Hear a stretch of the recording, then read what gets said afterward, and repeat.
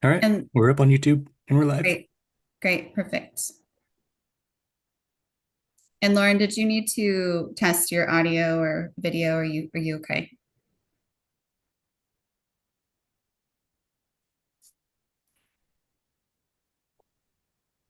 Hi, it's Lauren. Can you hear me? Yes, can hear you great. Great, thanks. Perfect. Thanks. Okay. I see some of the RPAG folks coming in the space.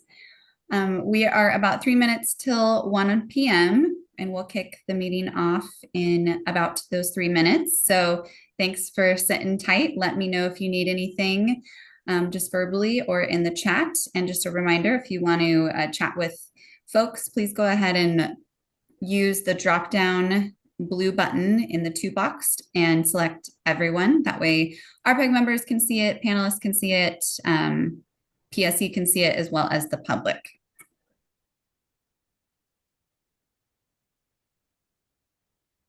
Hi, Stephen. Hello, Quinn.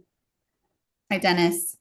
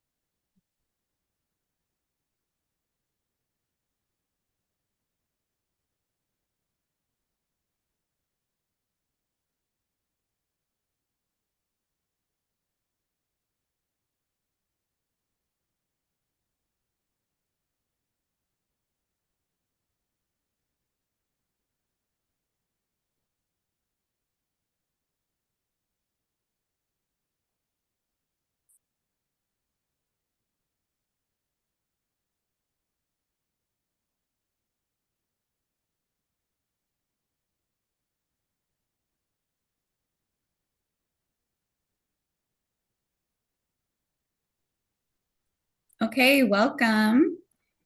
It's right at the 1 o'clock hour, so we'll just go ahead and get started. And thanks to the RPAG members that are here so far. So reminder that we are recording and on live stream on YouTube. But welcome to everyone to the first of the year Resource Planning Advisory Group meeting with Puget Sound Energy. This is our first one in 2026 and excited to have all you back. I am Annie Kilberg Smith with Triangle Associates. We'll be facilitating today. And we are just excited to have you here and hopefully have a real engaging conversation today. We wanted to request for RPAG members, if you are able to, please feel free to keep your cameras on. We've just heard some feedback from some of the members that it would be a great way to get to know each other. So we know that's a great place to start. Also understand it's a 3-hour meeting. So, and this is right after the lunch hour. So please feel free to do so as you see fit. And then as I go over the next few slides, I was going to ask RPAG members to go ahead and introduce themselves into the chat. I know you all know each other, but it's just good to do that reintroduction here in the new year, just your name, organization, and something that you're looking forward to talking about during this meeting would be great. And Ben, if you could put that prompt in the chat for folks. And then if you want to go to the next slide, we can go ahead and get started here with some nice Zoom reminders. So just before we jump in, just want to talk about the logistics of technology, how this is going to work. I think y'all are pretty used to this, but a few reminders in case there are folks on the public end that are new as well. RPAG members and PSE staff are welcome to use the chat during the meeting. I'll be keeping an eye on it and reading questions out loud for presenters, so don't feel like you need to stay focused on that. I can do that. And if you'd like to speak, if you're an RPAG member, you want to speak, please go ahead and put your hand up. Let me know in the chat, or you can just take yourself off mute if you are calling in from phone and say, hey, Annie has something when you get a chance. And I'll just go through people in the order that is received. And in order to raise your hand, you just use that reactions button, and then there's a raise hand. And there's also emojis there if you want to use those throughout the meeting. Also, the Q&A tool is going to be turned off for today's format. For public attendees, chat and raise hands is actually turned off until later in the meeting. And so we'll turn that on the last 10 minutes or so, so we can see who has public comment and get you in the space to do that on video if you'd like to. Just a heads up on that. And then if you'd like to see captions, you can turn those on, and you can also have those translated into other languages. If you are having trouble figuring out how to do that, please reach out to my colleague, Bernardo Relampagos, and he'll help you walk you through that. Okay, next slide. A few facilitator requests. So want to just ask that we keep the conversation constructive and respectful. I'm going to be here to help us guide through all of these pieces today. We've got a lot to cover. And then if you want to use acronyms or technical terms, as is very common in this field, please just try to give a quick explanation so that people can follow along at least the first time you use it. And then if something's outside the scope of today's discussion, please feel free to drop it in the feedback form, or go ahead and email pse@isp@pse.com. And Ben will go ahead and provide that link and that email address in the chat for y'all. And then a quick heads up, as I just mentioned, public comment's going to be occurring after PSE's presentation at the end, and we'll walk you through the instructions on that when we get to that point. Okay, next slide. So before we dive into the agenda, we want to start with a brief safety moment. As always, as we kick off this new year, today's a safety reminder about carrying safety resolutions into our day-to-day routines, as well as at work and home. So that includes consistently wearing appropriate personal protective equipment when needed, whether that's safety glasses, hearing protection, or sturdy footwear. And that also means reporting or addressing hazards as soon as you see them or notice them. Small fixes can really prevent bigger issues down the line. And then finally, a reminder about vehicle safety. So we want to make sure that we're always wearing a seatbelt, and that everyone in your car is as well. So thanks for keeping safety top of mind. And keeping those thoughts into 2026 at the beginning of the year. And with that, we can go ahead and move over to the presenters. So next slide. So we've got a couple speakers today, all from Puget Sound Energy. We have Kara Durbin, is a director with Clean Energy Strategy at PSE, Jennifer Colson, manager with Operations and Gas Analysis, Elizabeth Hostner, manager Resource Planning and Analysis, Alexandra Karpoff, senior Energy Resource Planning Acquisition Analyst, and Brian Tyson, manager Clean Energy Planning and Implementation. So thanks to all of you speakers for being here and taking us through today's material, and then also to all the RPAG members listening and PSE colleagues that are also here to help chime in if needed. And then also thanks to the public for being here too. And if you joined after I previously asked, we're just introducing ourselves in the chat with your name, organization, and what you're looking forward to today during today's conversation. And with that, I'll go ahead and move over to the agenda. Okay, so we're going to start with a brief update on the recently filed work plan for the 2027 integrated system plan, including some highlights and what's coming next in the engagement timeline. And then we're going to spend the majority of our time on final scenarios and sensitivity discussions where PSE is looking for RPAG members' feedback on what feels most important to analyze going forward. So I want to give you a heads up for that section. We're going to be doing some round robin facilitation approach, which means we're going to try to hear from everyone. So I'll be calling on every RPAG member here today at some of those key points. We did email that out in advance, so hopefully you are aware of that. And you'll see it in the slides where those key points are, starting on about slide 22. But just wanted to flag that for now so you can be ready, and I'll be going alphabetically by first name to start. So, and then after we get through the gas and electric pieces, and we're going to have a short break, we're going to shift over to the maximum customer benefit requirement, walking through the regulatory context, PSE's recommended approach, and where your input is most needed. We'll be doing another round robin there, depending on how you answer to a yes or no question. And then we'll close with next steps in public comment opportunities. So as always, I'll go ahead and keep the time and try to keep us on time as much as possible and create as much space for discussion as we can. Okay, next slide. And then in terms of meeting purpose, just wanted to take a moment to ground us in what we are hoping to get out of today and how today's conversation is structured. So as we walk through the filed ISP work plan, PSE is looking for questions, reflections, any early flags, especially if something feels unclear or misaligned with what you've heard previously. And as I mentioned, when we get to those final scenario and potential sensitivities, we'll be asking those very specific questions using that structured approach I just described. That's intentional. PSE really wants to help ensure that they briefly hear from every RPAG member and get a full range of perspectives on some questions. And then the goal during the maximum customer benefit scenario portion is really to continue taking that temperature to test whether the framing it makes sense and to understand where you see the strengths, gaps, or ways of thinking differently about customer benefits. And then throughout the meeting, and as always, please feel free to flag anything that you see missing or confusing, and happy to pause or slow down if that's needed.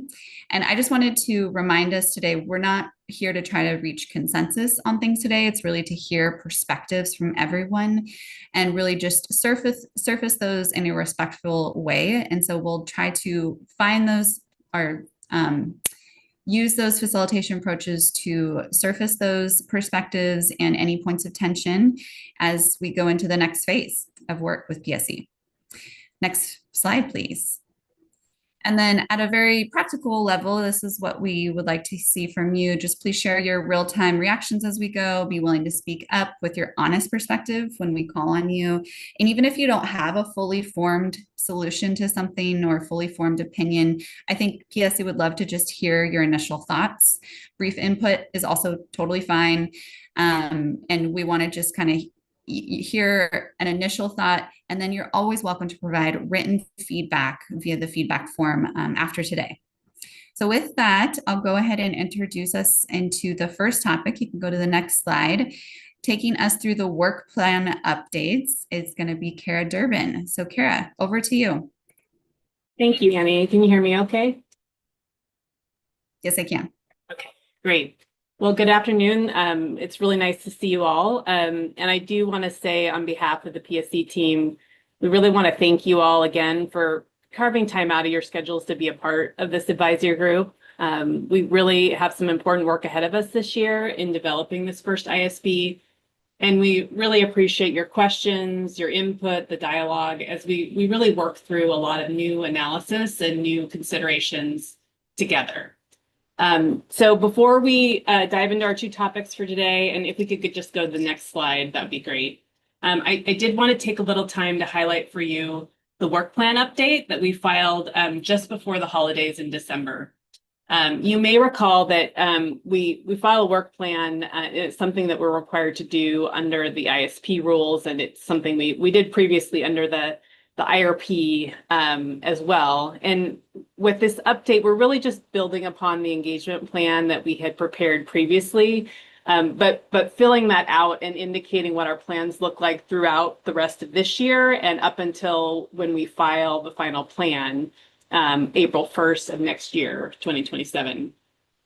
It really has two parts. It includes a work plan that outlines our general process for developing the ISP, and it includes the meeting topics that we're anticipating over the course of the year, and we'll go through those a little bit. And it also has a public participation plan that outlines engagement activities that we anticipate taking place. We may amend the work plan if we find that as we make our way through the year that there's some substantial changes that we need to make, but this is our best understanding of kind of the cadence of the topics and work that we see ahead over the next several months until we get to our final plan. If you could go to the next slide, please. So this slide really just gives you a preview of the topics that we are expecting to bring to the RPAG over the course of this year, and as I said, the first part of next year. You'll see the topics we have listed for today, and Annie went over those at the beginning. As you move from left to right, we expect to have two conversations around the cost test framework.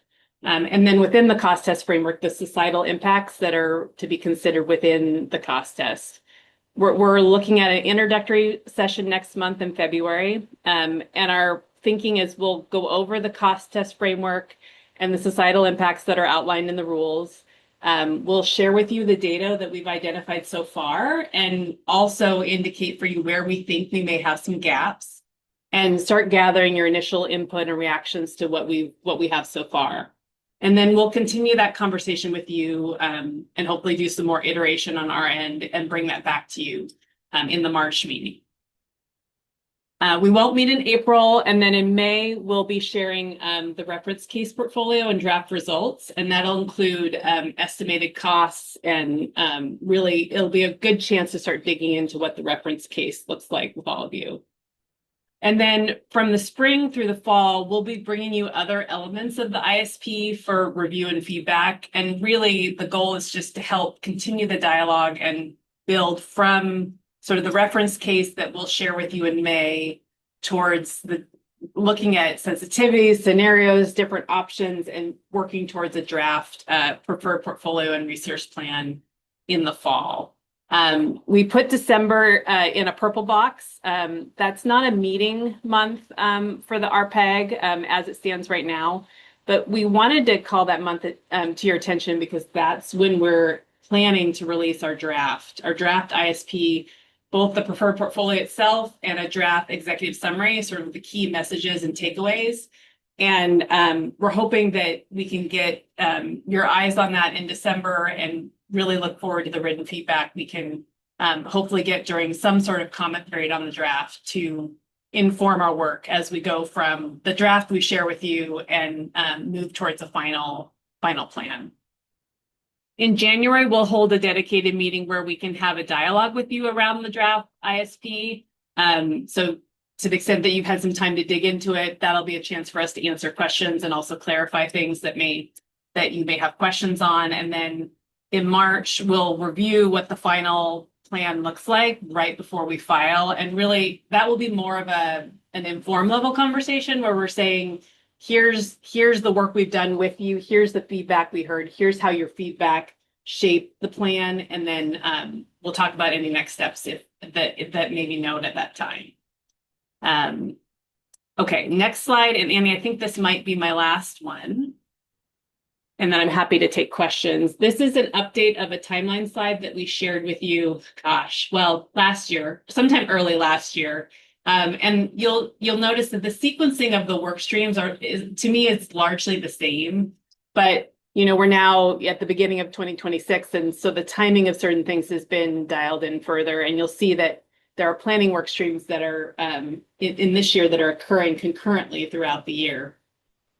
The diamonds at the top really indicate some of the key milestones along the way. And I touched on some of those already, the draft reference case in May, then we'll have draft scenarios and sensitivities, followed by the draft preferred portfolio in December, and hopefully getting input from you in that January timeframe to inform what the final plan looks like.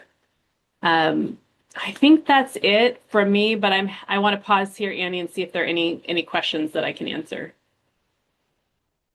Thanks, Kara. Yeah, questions from members now that you've seen these updates and timeline. It will be a busy year. Yes. But we look forward to working with you on all of this. Yes, very busy for sure. Okay, well, thanks so much, Kara. And if there are any other questions later, feel free to bring them up, or you can follow up via email. And I think that means we can probably keep moving since I didn't see any hands or questions in the chat. So go ahead and you can go to the next slide. This is going to take us to our one of our main presentations and in discussion points for the day. So I see a couple people joined a little bit after the introduction. So I just wanted to remind folks that we will be calling on all the RPAG members to respond to the sensitivities questions between slides around slide 22 and 27 in your meeting packet. So just wanted to let you know so you can have that heads up and be ready to be called on for each of those, first on the gas scenarios and then electric. Sensitivities. And so I'll introduce Jennifer Colson and Elizabeth Hosner to take us through the substantive topic and the slides. But in the meantime, please feel free to ask us any questions about in the chat or raise your hands and we'll call on you as we go through this information. So Jennifer Colson, Elizabeth, over to you. Thanks, Annie. I'm going to start and I'm going to hand it to Elizabeth in a little bit here. So we can go to the next slide. The objective for this portion of the presentation is really to inform the RPAG on our final scenarios for this 27 ISP. We're also looking to consult with you today regarding the potential sensitivities that we'll be running for this 27 ISP.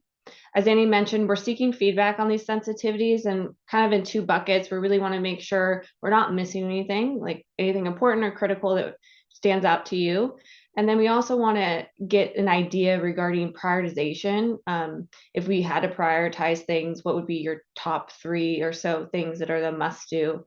And the reason we do this is because we do incorporate as much feedback as we can into the analysis and the plan. And as this is a new process and a new timeline, we do anticipate that there will be scheduling conflicts as we get near the end here. And we want to make sure that we are prioritizing your feedback to the best of our ability. So that prioritization will really just help ensure that we're addressing as many comments as we can, or as much feedback as we can along the way. So next slide. This is the first meeting of 2026. So we thought it would be helpful just to reorient ourselves in this 27 ISP process. So this is that high level graphic. We've started this process on the far left of your screen with the customer and PSE clean energy goals and priorities, really incorporating those Clean Energy Transformation Act requirements in our aspirational decarbonization goals. Then we move to the center circle. And what's really different in this ISP from an integrated resource planning process is that customer program needs that center circle. We've started the process with the customer program needs, really looking at how current program offerings are performing today and how those may evolve in the future, and then incorporating those impacts into our gas and electric demand forecasts. This allows all of our planning groups to align to develop a consistent plan to ensure that we're meeting our clean energy needs and PSC system needs along the way. As you hopefully are very aware, we've been engaging on this process for about 1.5 years now, with this group specifically and other advisory groups, interested parties, and the public. We've also been working really hard to incorporate equity the best we can across all of these different components. And the output of the integrated system plan on the far right of your screen is the integrated customer strategy, the equitable distribution of benefits and a reduction of burdens, and specific actions to achieve those clean energy goals and targets. Pause for a second, make sure that resonates with everyone. Great. Okay, next slide. Okay, so before we dive in to scenarios and sensitivities, we just wanted to take a moment to level set on terminology. Much of this is very similar to an integrated resource plan. A lot of it's just what's included in that term. So hopefully this is very familiar to most of you. So a scenario, we're defining this as a set of planning assumptions about the future that inform modeling and analysis. Scenarios help us understand what the future resources may be needed. And when we talk about scenarios in the integrated system plan, per the rules, these are really focused on load shifts. So specifically building electrification load and large load and transportation electrification, where we're shifting load from the gas system to the electric system. The reference scenario, this scenario is the one that most reflects current laws and regulations and energy use that trends that is used for as the baseline for comparison. So we are working on setting up that reference case right now, and that's the baseline for all of this analysis of which we build on. And it's a really important that that starting point is really solid. So we're working on that now, and that's across all of the planning groups. So this is a full ISP reference scenario. And then sensitivities, which is another big portion of what we're going to discuss today, is a version of the reference scenario where one factor is changed to evaluate the impact of the change on the resulting portfolio. This is one component where I see a little deviation from an integrated resource plan. So in an integrated resource plan, for example, on the electric IRP, you're really talking about electric supply and optimization. So when you do a sensitivity, you're changing, the whole plan, the whole portfolio's answer. But when we're talking about an integrated system plan, we're seeing sensitivities as being more planning group centric, meaning that you could have a sensitivity that the electric supply portfolio is leveraging that it does not impact like gas transmission and distribution, right? They have different assumptions and inputs, and changing those levers may not necessarily impact the other one at all to some extent. So that's what we mean by sensitivities, and that will become more clear as we talk about the specific ones that we're referencing in a few slides. The portfolio, this is another slight change, is a set of different resources. This includes customer programs, energy supply, and delivery, so gas and electric across all of those areas, and it's identified as a way of reliably meeting customer demands. So I think in an IRP context, we'd say portfolio, and we were actually just talking about, for example, electric supply. Now, when we say in the ISP portfolio, we're really talking about all of those aspects of the integrated system plan. So I hope that kind of level sets it. This will build on itself as we continue down this path. So great. Next slide. And then also, if it's helpful, we're asking for feedback today, but as always, we're accepting feedback after the meeting in writing as well. If you do better thinking after the conversation, and if you wanted some sources of times that we've engaged on this topic, we put some links in the deck for you so you can quickly get to that. And we also tried to consolidate the feedback into that feedback memo that we did in the fall, and that's also linked on the slide. Next slide. Okay, so here's the 27 ISP scenarios. Before I dive in, I did want to mention that regarding the load forecast. So we received a lot of feedback throughout last year regarding our gas growth, our forecast of gas that had some growth in it. And as the year concluded and the data points started settling, we did find that it was plausible to have no growth in that gas demand forecast. And we do plan to update our reference case to include no gas growth.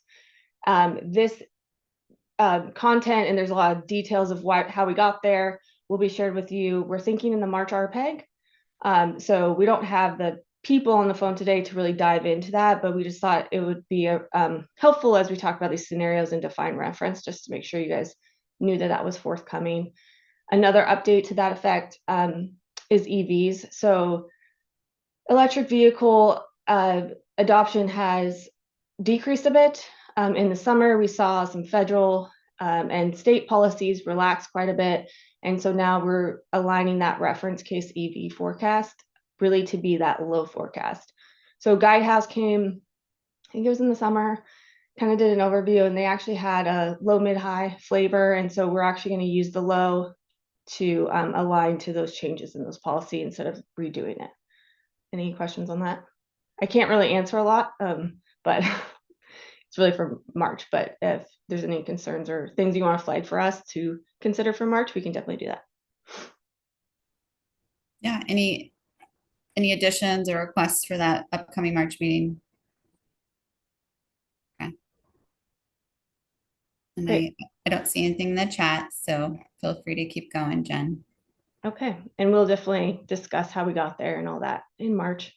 So we'll start on the top of your screen. This is hopefully a refresher and some new content here. So we have the reference case HB 1589. We are looking at building electrification. So the current building electrification pilots and funding for low income through the Climate Commitment Act. We have large load requests. This includes things such as data centers, and this is based on high probability of interconnection. So the lowest demand impact, but the highest probability of actually interconnecting, meaning they're pretty far through that interconnection process and have put down some money and signed some contracts. Customer programs, those are based on the conservation potential assessment for those programs. There's no gas appliance conservation per HB 1589 starting 2026. That's will be incorporated. There's some building codes that restrict gas. That's also incorporated. And then we have the 2% conservation and 10% demand response on or commercially feasible beginning in 2030. And that's only on the electric side. That's incorporated to the extent that we are able to per that commercially feasible part. And then the EV adoption, as I just mentioned, that's the reference case, which will actually be low. And then scenario, should I pause? I was just gonna say, if you don't mind for a second, I've got a couple hands. So first I'll go to Quinn and then I've got Katie. So over to you, Quinn. I don't mind if you finish, Jen. Oh, the whole slide? Yeah. I'll save my questions for the end of the slide. Oh, okay. Katie, was yours specific to the reference case? I can wait to the end. Thanks. Okay. Okay, so then so this scenario one, it previously referred to as mid. We realized the names were getting really confusing. So going forward, we're gonna refer to them as 1, 2, 3, 4 and drop the mid and all those things. But just so that you can see the clarity between the old version, we've kept the names there for you today. So scenario one is starting in 2030. We're doing building electrification based on equipment failure and market adoption rate with an incentive. We have that same data center load as we do in the reference case. So this is the high probability of interconnection, those customers that have really moved through that interconnection process. Data centers are reflected from a load perspective. So if we're, in the reference case, we're assuming the most, the current laws and requirements, and we also need to incorporate any load requests that we have as a company that we plan to actually serve. So that's kind of how that large load and the EVs are also being incorporated. So they're being added to the electric demand forecast. The customer programs, you can see they're shaded, and sorry to skip this part, shading in the cells shows a difference from the reference and trying to highlight how that may change. And you can see customer programs are shaded all the way down. And that's really just because, as I kind of just alluded to, the electric demand forecasts and the gas technically will change with each of these building electrification and large loads being added to the system. So the potential changes slightly based on the scenario. So that's all we mean by that context of the customer programs changing. And then we're keeping the EV adoption to be the same as the reference case as well at that low amount. And then scenario two, this is new per some of the feedback we've gotten from interested parties regarding building electrification and the desire that we should really be isolating that component and not increasing large loads or EVs at the same time. So this one is starting in 2030. We're electrifying the buildings at a pace that brings the emissions of both the utilities below the utilities proportional share of the state's emission greenhouse gas goals. I don't know why that's so hard for me to say at the moment. We're not touching the large loads, as I just mentioned. Again, the customer programs are just shifting based on the technical potential with those new loads. And then the EV adoption is not touched as either. It's the same as the reference case. So the feedback was that we should isolate the building electrification for the proportionate share of the state greenhouse gas emissions goal and not change the EV and other large loads at the same time. So that's what that scenario is. And so hopefully that kind of helps address those items. Scenario 3 is very similar to scenario 2 regarding trying to get to that proportional share of the state's greenhouse gas goals. However, this one constrains that by equipment failure. So we've looked at this from the gas utilities perspective back in the 23 gas IRP, and we found that we couldn't actually achieve that without retiring furnaces and other appliances within homes before that equipment failed. So we've incorporated scenario 3 just to see what that would look like if we constrained it by equipment failure. Scenario 3 also increases data center or large load probability there. So you get a little higher demand at a mid probability, so broadening the range of the interconnection queue there a bit. Again, customer programs shifted a little bit based on that new potential. And then we're also increasing EVs in this one. So that's a high EV load. Scenario 4 is very much the same, except you'll notice this one is probably more aligned to the building electrification of scenario 2, where we're not constraining any appliances. So we're really going to force it to move to the emissions of both utilities below the utilities proportional share of the state's greenhouse gas emissions unconstrained, meaning it will probably likely, I guess I haven't seen the results, but it would likely remove appliances before end of life. We're also, for this one, where it varies from scenario 2 and why it's different is it's increasing data center load and then also increasing EVs. Thanks. That was a lot to get through, Jen. Are you okay for pausing for questions right now? Yeah, let's do it. Okay, I just wanted to highlight a couple things in the chat. Lisa this was backing up to your question about the March, in preparation for the March meeting. She just said, I'm not totally clear on how transportation electrification will be handled, but can talk about that in March. So just probably something for you to note. And then Lauren. Can I just, Oh yeah, go ahead. can I just add, I think what would be useful, because there are some changes there, and I think like the building electrification is somewhat clear here, but for EVs, like it'd be helpful to peg it to like what forecasts are you using? What are the assumptions? You know, is this a low, mid, high? You know, I just don't, it's not clear here. So that would be helpful to have some numbers and tag it to, you know, actual forecasts. You know, and current, you know, policies, forecasts, all that stuff. Yeah, we can. I mean, even like a separate table would be good, like how we're handling transportation electrification in all of the scenarios. That would be great, great slide. Thanks. Yeah. Thanks for that suggestion, Lisa. And then question from Lauren. I know the data centers was just mentioned, but Lauren asked, how are large loads like data centers reflected in the scenarios?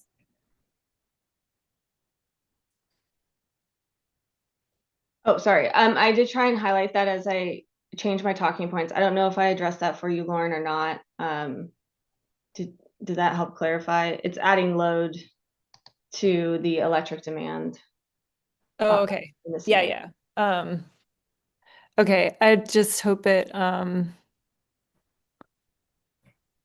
so there's going to be various like scenarios for data center deployment that reflect different amounts of it. Is that correct? Yeah, so essentially we kind of went through the queue and determined, okay, which amount of these large loads are actually moving forward, and then kind of segmented by their probability of actually achieving construction. Yeah, okay. So that's how that was my question. Okay, thank you. You're welcome. Great. Thanks for those clarifications. I've got Quinn up next, and then Katie, and then thanks, Quinn, for being on camera. It's always good to see folks' faces too. Yeah, hi, Jen. Quinn Weber from UTC.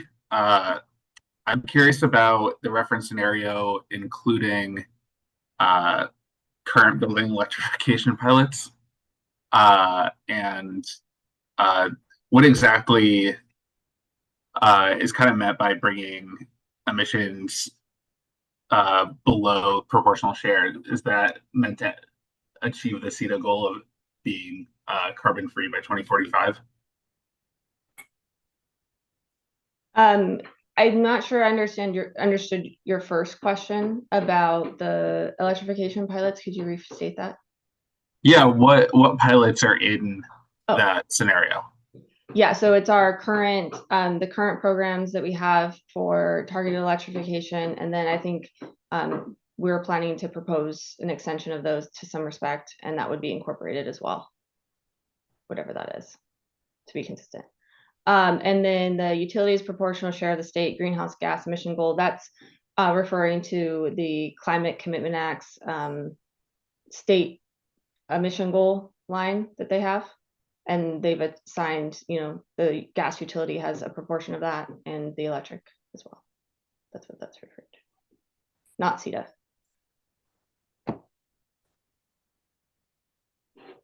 Thanks, Quinn. Thanks, Jen. And then I've got Katie up next. Yeah, thanks for walking us through this table. I just kind of want to echo Lisa's comments about the EV adoption and maybe parsing that out a little so we can tell what numbers this is actually tied to. And I guess I would hope that we could do that similarly for the large load requests. I guess I'm wondering like how much data center growth is PSE expecting? We might have covered this in previous RPAGs, and I apologize if that's the case. But I guess is the utility planning to kind of bring that to the RPAG, or could you just give some indication of kind of the load growth you're expecting from data centers? I might try and punt that to Lauren Belander, who's the load forecasting manager. I don't know that we have that right off to hand, or if she recalls if we talked about that in detail. We can definitely, regardless, prepare for that for March for sure and go through that. Yeah, Great. hi Jen, I'm here. I can just give a little bit of a context. I don't have numbers right off the top of my head, but for large loads, for the reference case forecast, we've always been what I would consider conservative in terms of load that we include, and conservative meaning if we are not certain it's going to interconnect, we don't include it. Therefore, our forecast wouldn't be overly exuberant and have speculative loads in it. That is the same is true for the reference case here. It is based on, what's in our interconnection queue and is quite far down the process and in close and high probability of connecting. It's fairly low from just relative to people's expectations about how much data centers are in the news. Our service area still is on the lower side. It is true for the region, though, that data centers are obviously very interested in interconnecting, but the areas of interconnection are towards Portland and east side of the state still. So relatively speaking, a small amount of large loads in the reference case, and then testing what that would look like if we had higher loads that we were certain that we're going to connect in those other scenarios. And I think while I'm here, I wouldn't mind just chiming in on the EV adoption and what's in the reference case. And yes, I think that we'll get on the RPAG agenda for March to show kind of the updated load forecast assumptions that Jen was talking about, but maybe we'll give a little primer that adds some numbers to this matrix here, just so you can kind of compare. But EV adoption, I think that we had Guidehouse do a presentation last summer that really dove into the details on what they assumed for the EV forecast. We would want to refer back to that. They did a low, mid, and high, and mid is what we originally had assumed for our reference case. And if you recall, that was right in the summer when the new federal administration had come through and started signaling that they wanted to reverse or end the federal tax credits early. Also, since then, too, Washington State has paused some of their penalties for car manufacturers not meeting targets for 2026. So some things have softened for that, and it didn't seem reasonable any longer to represent the reference case with the mid. So what we did was we have swapped out the forecast that you saw last summer that is the low scenario. And the low scenario was actually created to represent what if policy was going to be reversed, and kind of in anticipation of like, it's kind of probable that it's looking like policies are softening. So Guidehouse produced something that represented what would the forecast look like if those policies do indeed reverse, and then they did. So that's why we've updated that portion of the forecast. So wanted to add that. I know there were some questions. Hopefully that provided a little context, and more coming in March. I'm listening in, so if there are questions, I'm writing them down so that we can address them in March. Thank you. Thanks, Lauren. Okay. Looks like we've got another question from Jamie. Hey guys, can you guys hear me? Yes, we can hear you. Okay. I don't know. I'm trying to turn my camera on, but I can't tell where We can it see, is. we can see you now. Oh, great. Okay, so I think I'm a little confused about whether I should be raising questions here or wait until you're calling us on us in like slide 24 or whatever. So I'm just gonna say things and then we can put it in a parking lot. But it's related to the stuff that's here.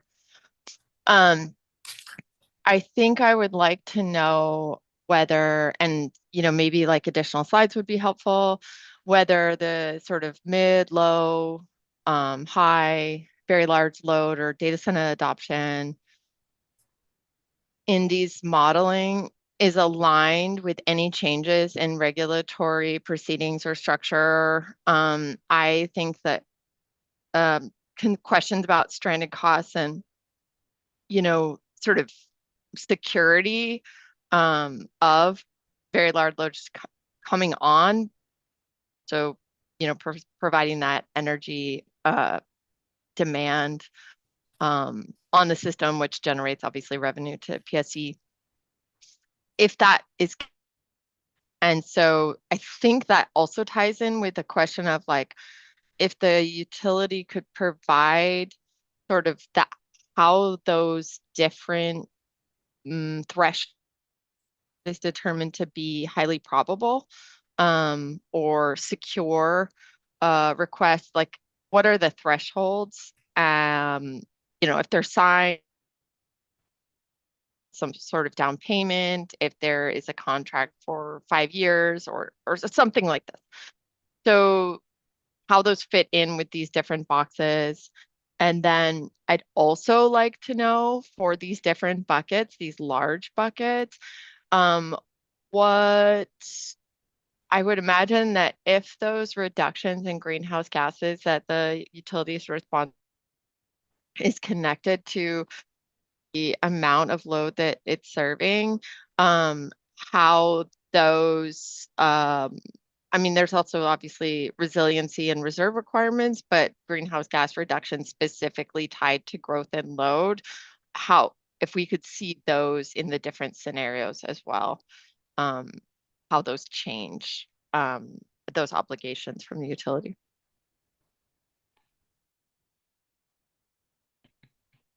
That was really helpful. Thanks, Jamie. I think I'd offer that those are great things for us to prepare our material for March regarding how we're looking at the large load, what's included to your point, and if and how it's including the recent regulatory legislative changes that are being proposed regarding data center interconnection. So we can definitely do that and we'll follow up. And then we are going to plan to show different load curves, right, for all of these scenarios as well, but we don't have any of that information yet. It's still in the works, and actually the load forecast is still being updated as well. So it's all coming together. But we'll have that for you in, I think, the timeline. I don't recall, but we do plan to show it and share it with you and have that discussion. So thank you. And then we do have one question in the chat, but I'll go to Quinn first and then we can take that question. Yeah, Quinn. Yeah, sorry, I'm back. I'm curious about where more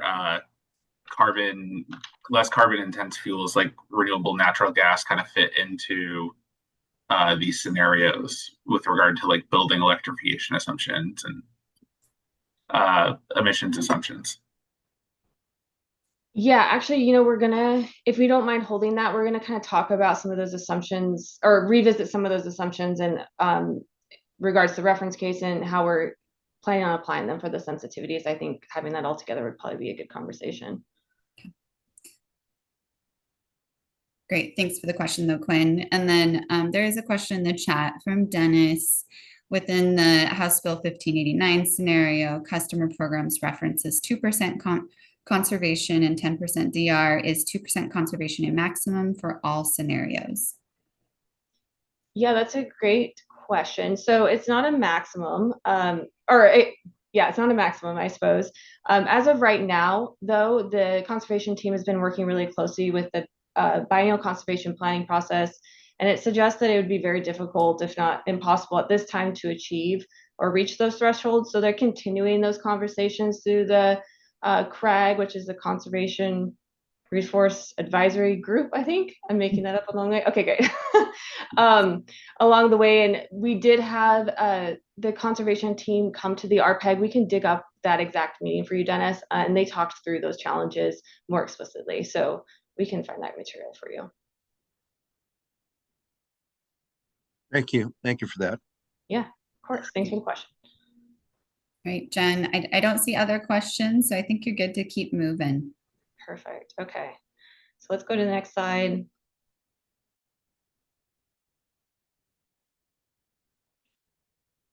So now we're going to talk about sensitivities. So we have the reference portfolio that I mentioned. Those are current laws and requirements, and we're essentially trying to solve for the least cost set of resources to meet those assumptions and those requirements.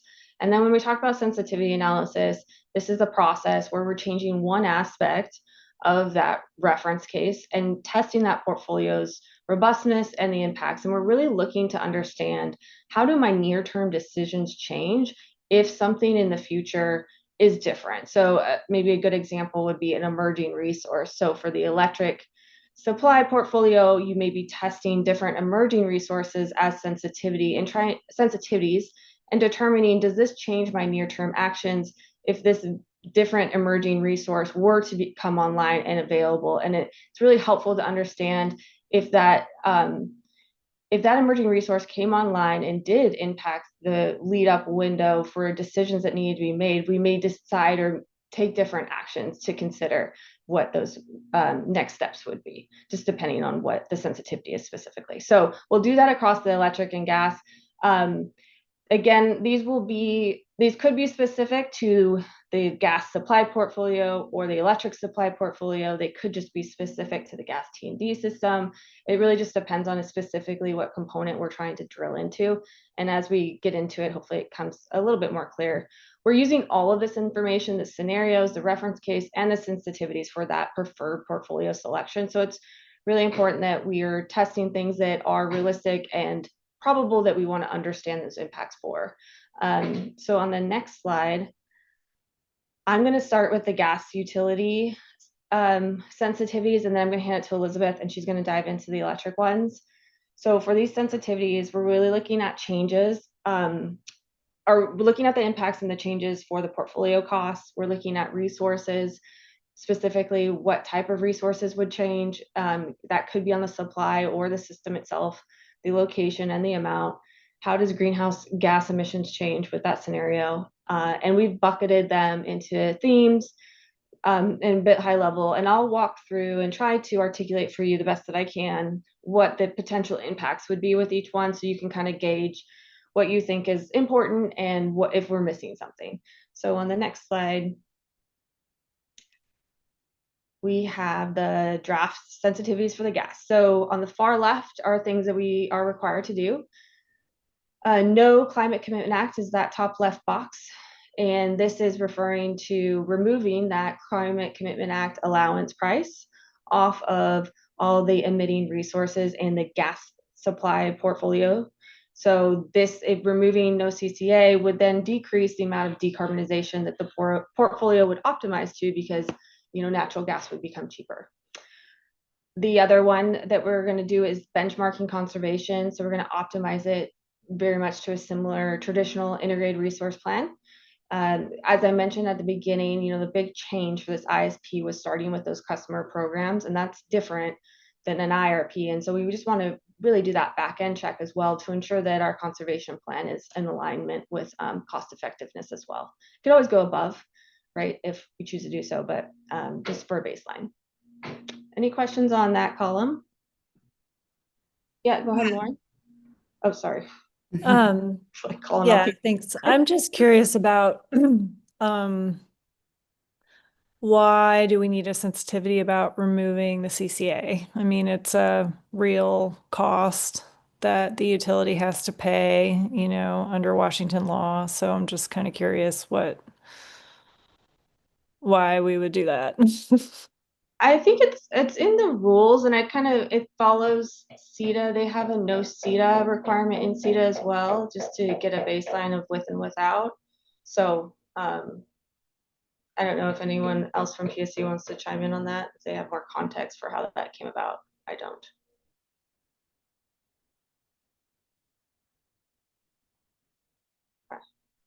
Okay. Yeah, very similar to like the no CETA.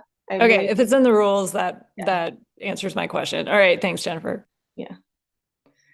Any other questions? None yet.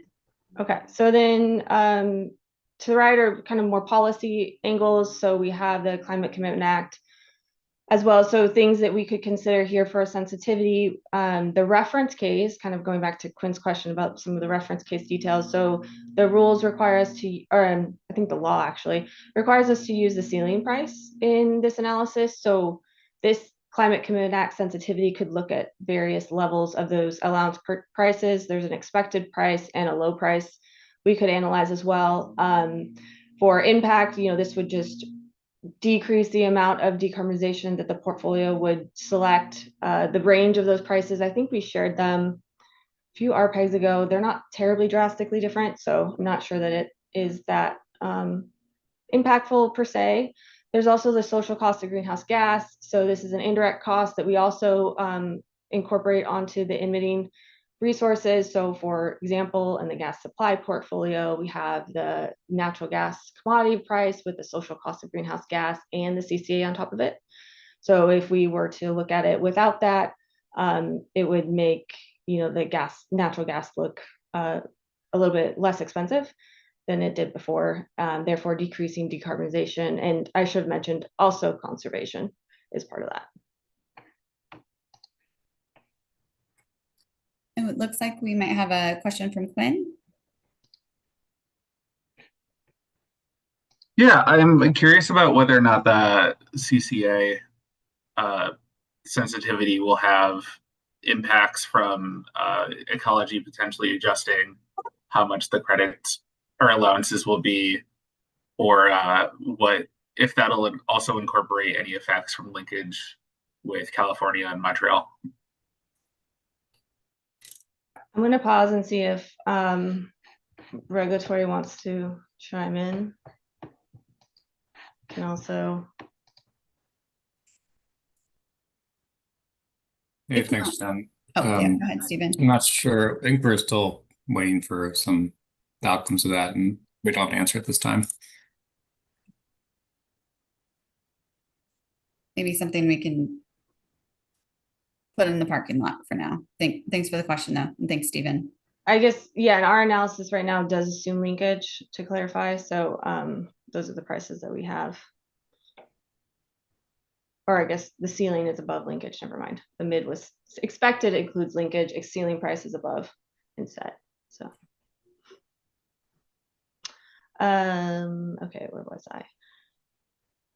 The Inflation Reduction Act is on here. So this one really impacts conservation, and it would decrease the cost of conservation, right? There's some incentives there for those programs that make it a little more cost effective. However, you know, gas appliances are not a conservation program. So that one would probably depend on I-2066. And you can see I-2066 is a different color here because it just depends if it comes or not. It's at the Supreme Court. So depending on that decision, the IRA one would maybe make sense or maybe not. So I think that would be kind of a TBD. And I-2066, for those aren't aware, it does changes some aspects of HB 1589, specifically around electrification requirements. So, okay, so now the fun one, emerging technology. Quinn brought this up earlier, which is a good question. So we had a few renewable resources, emerging technologies, I guess, in our portfolio reference case in prior planning cycles. We have since gotten some feedback regarding that, and we're thinking that makes a lot of sense, and we should use these emerging technologies as sensitivities. Again, really just testing that robustness of the reference case and trying to determine if we change our short-term actions based on those. And the renewable natural gas, while that's not an emerging technology, in case you're thinking that, the reason it's here is because there is a limited supply. So right now, PSE does and has renewable natural gas on our system. But the question, I think, even raised in this forum previously was the amount of renewable natural gas that we're assuming. So we're opting to just use what we think we can contract for and have supply in the reference case today, and then assuming more of an optimistic, there's some optionality on what we assume, but we could get a more optimistic renewable natural gas assumption regarding a future supply became available. How would that change as a sensitivity? Some other ideas on renewable natural gas specifically is if you opened it more broadly across North America, what would we want to incorporate there? Green hydrogen. So we previously had this in the reference case, I think in the 23 gas IRP. So now we're saying we're going to take it out and it's just going to be a sensitivity for emerging tech. The hub in the Pacific Northwest was ongoing and has recently closed. So we were moving this to the sensitivity, even though green hydrogen is commercially technically available and possible, it's just not located in the Pacific Northwest at the moment. So we're thinking that makes sense. But again, open to questions and thoughts on that. And then turquoise hydrogen, same thing, it's commercially available technically, but we just don't have sourcing here. So that's why we've moved it here as a sensitivity. And all of this is assuming we have good supply curve and data for that. Any questions on the emerging tech?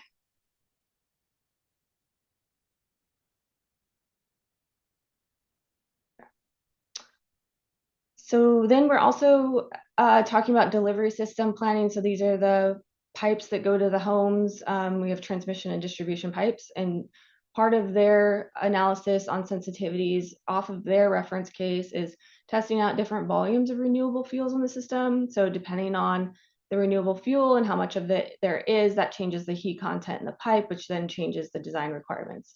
So it's just something that they would be testing and looking at. How would that change their investments across the plan, and would that be reasonable? They're also looking at customer partial and full heating system switch. And so this is specifically referring to building electrification. And when we talk about building electrification, I kind of bucket it in my mind as two sources. So there's one where you're just heating, or you're just transferring the heating. So you're switching a furnace to a heat pump. Or the other alternative is the whole home is transitioning in off of the system, you're removing the meter. And those are very different scenarios from a gas T&D planning perspective, right? Because one, you're still planning for that customer, even though they've lessened their demand and usage, but you still have to maintain that service. Whereas the other one is they're removing the service. And so they're looking at testing what those different components would do to that reference case in their investment plan. And very similarly, looking at system-wide versus geographic electrification. So if we're peanut buttering, as we like to call it, versus peanuts, I don't know if people like that analogy that much, but the scenarios are really more peanut butter, and we try and bring it down to the peanuts to get to this delivery system detail. It's definitely really challenging. And so they're looking at it from their perspective with the reference case. Where are there opportunities for geographic electrification, and how would that change their plan? So those are things that they'll be testing in sensitivities for this ISP. Any questions on that?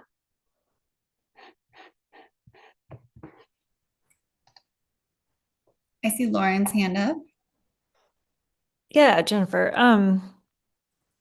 That all sounds great. I am curious whether there's anywhere in here that would capture things like opportunities for,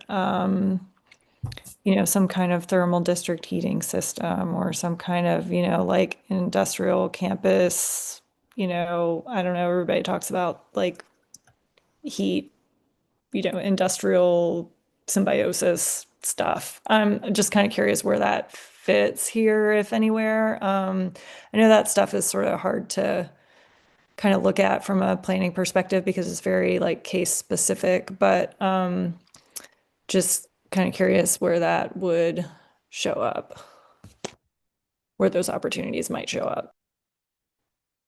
Yeah, that's a really good question. We have been talking a bit about like network geothermal.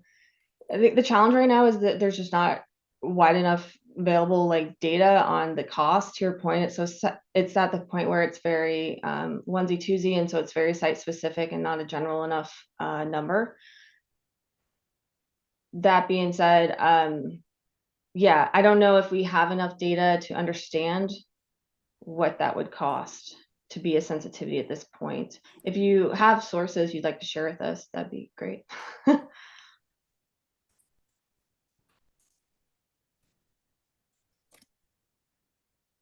Okay, I don't see any questions remaining, Jennifer.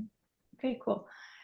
So then the last bucket is just things that we couldn't develop a theme for. So some feedback we received were customers being more sensitive to rising bill impacts. And I think that is definitely something that we're all interested in seeing, and an output of the reference case I think is going to be needed before we can figure out exactly how we may approach that one and what if any impacts there are there. So I think more to come on that one, but we're definitely interested in learning more. Another one is the low and high natural gas prices. So this would change the price of the gas commodity. A lower price would, the model would probably pick more natural gas, less conservation, less decarbonization. Higher gas price would do the opposite. So hopefully that helps. Yeah, Quinn, your hand's up. Yeah. For the high natural gas price scenario, is this are you going to model it something like the Ukraine war, where you have like a big spike and then prices start to normalize a little bit, or more of a kind of consistent LNG, we can import it all over the world or export it all over the world, and so that causes like some less rapid but more consistent price spike? Yeah, I don't have the details on the assumptions there. We do purchase our prices for Wood Mackenzie regarding those gas prices. And I do know that a lot of times those short-term disruptions, when you look at the long term, so this would be over 20 years, they do flatten out. So probably more the latter half of what you're describing, Quinn, on how we would get those high prices.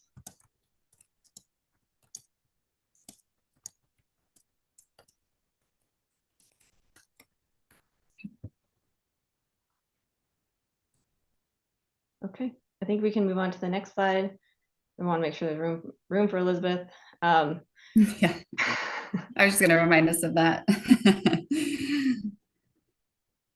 Okay, so Jennifer, I'm happy to do the call around to folks, but just wanted to remind folks we are gonna, and you can stop sharing the screen. I just put the feedback questions in the chat, but what we're hoping to do is go around this room. If you can turn on your video, it's always great to see folks.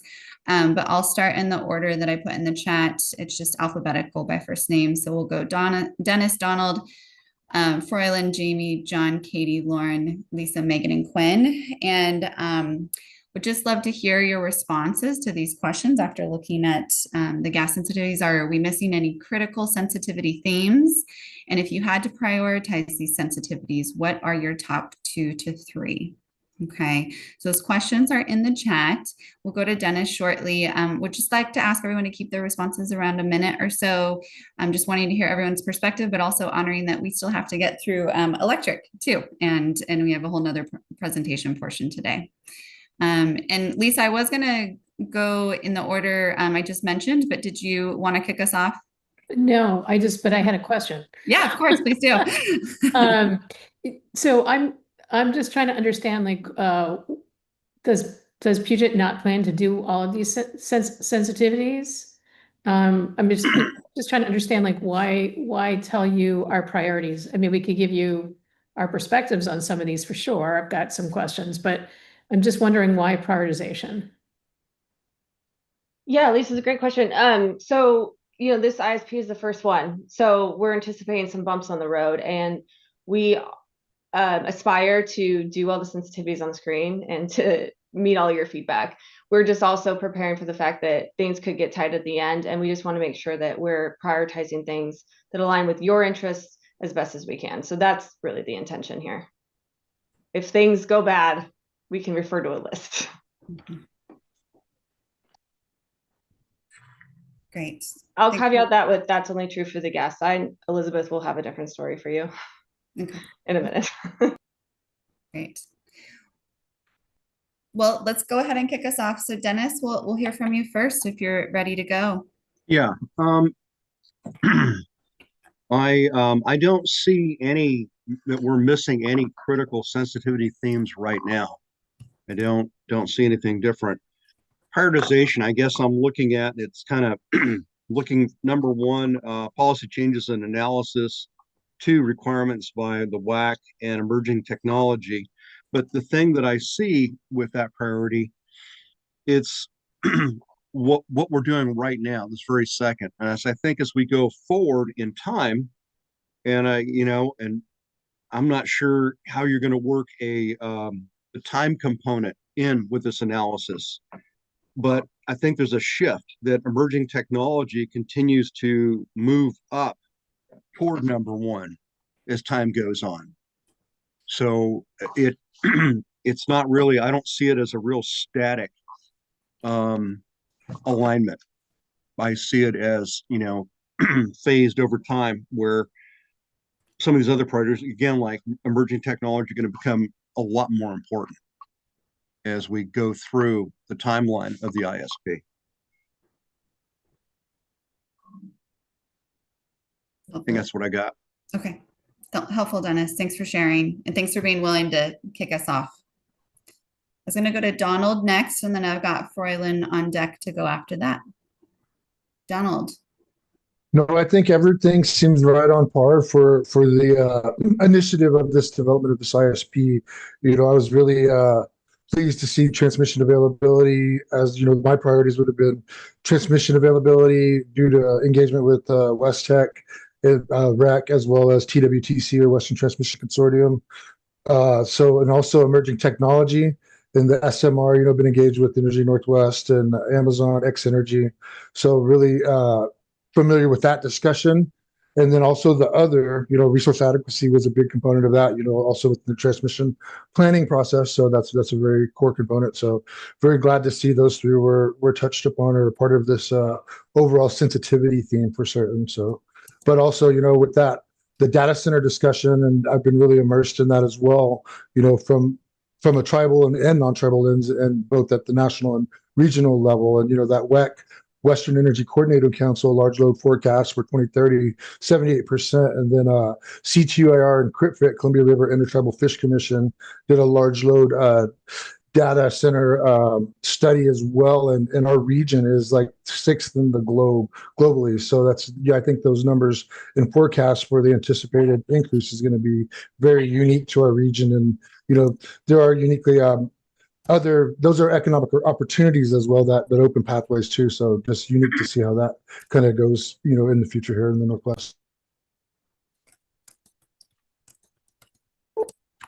Thanks, Donald. Appreciate that feedback. And Jamie, we decided to take down the screen share so we could see each other. But if you need those sensitivities back up, please let us know for your piece. Also, that materials packet was sent out, and it's on the website. If you need it, I can link it for you.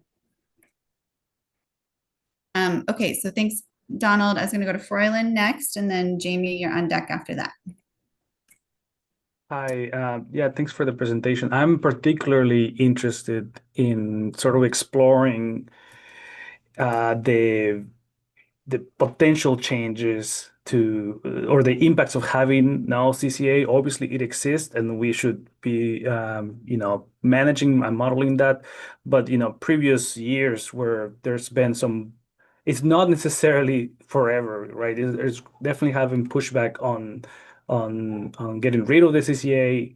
So trying to understand even from a researcher's perspective, what is the impact of that is really interesting. So if you have, I'm particularly interested in that, and also because I think that it connects somehow to the bill impacts for customers. So that's another one that I'm really interested in exploring for sensitivity analysis. Customers being more sensitive to rising bills is something that I'm interested in, and I think that if there was an eye towards understanding what is the relationship between CCA funds and helping with rising bills for low-income households, I think that would be really interesting for researchers and maybe also informative for the utilities. Thanks, Froylan. Appreciate that. Okay, next up, I've got Jamie, if you're ready. But if you haven't had a chance to look at the slide, no worries. Yeah, I'm good. Okay, great. So I think, as Lisa pointed out, they're all important. But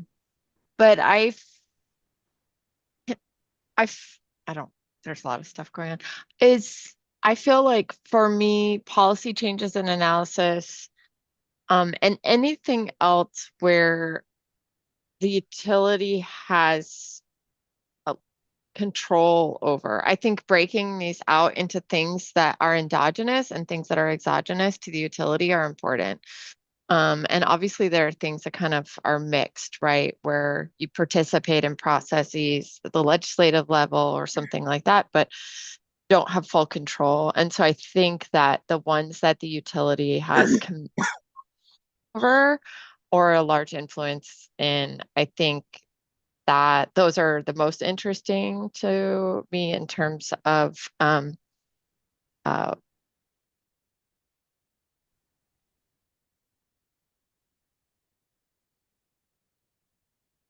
Okay, thanks, Jamie. Okay, next up I have Katie, and then Lauren's on deck after that. I think the top three for me would be high natural gas prices, customer heating system switch, and system-wide / geographic electrification. Thanks. Okay, great. Thanks, Katie. Yeah, Lauren, you're up, and then I have Lisa on deck after that.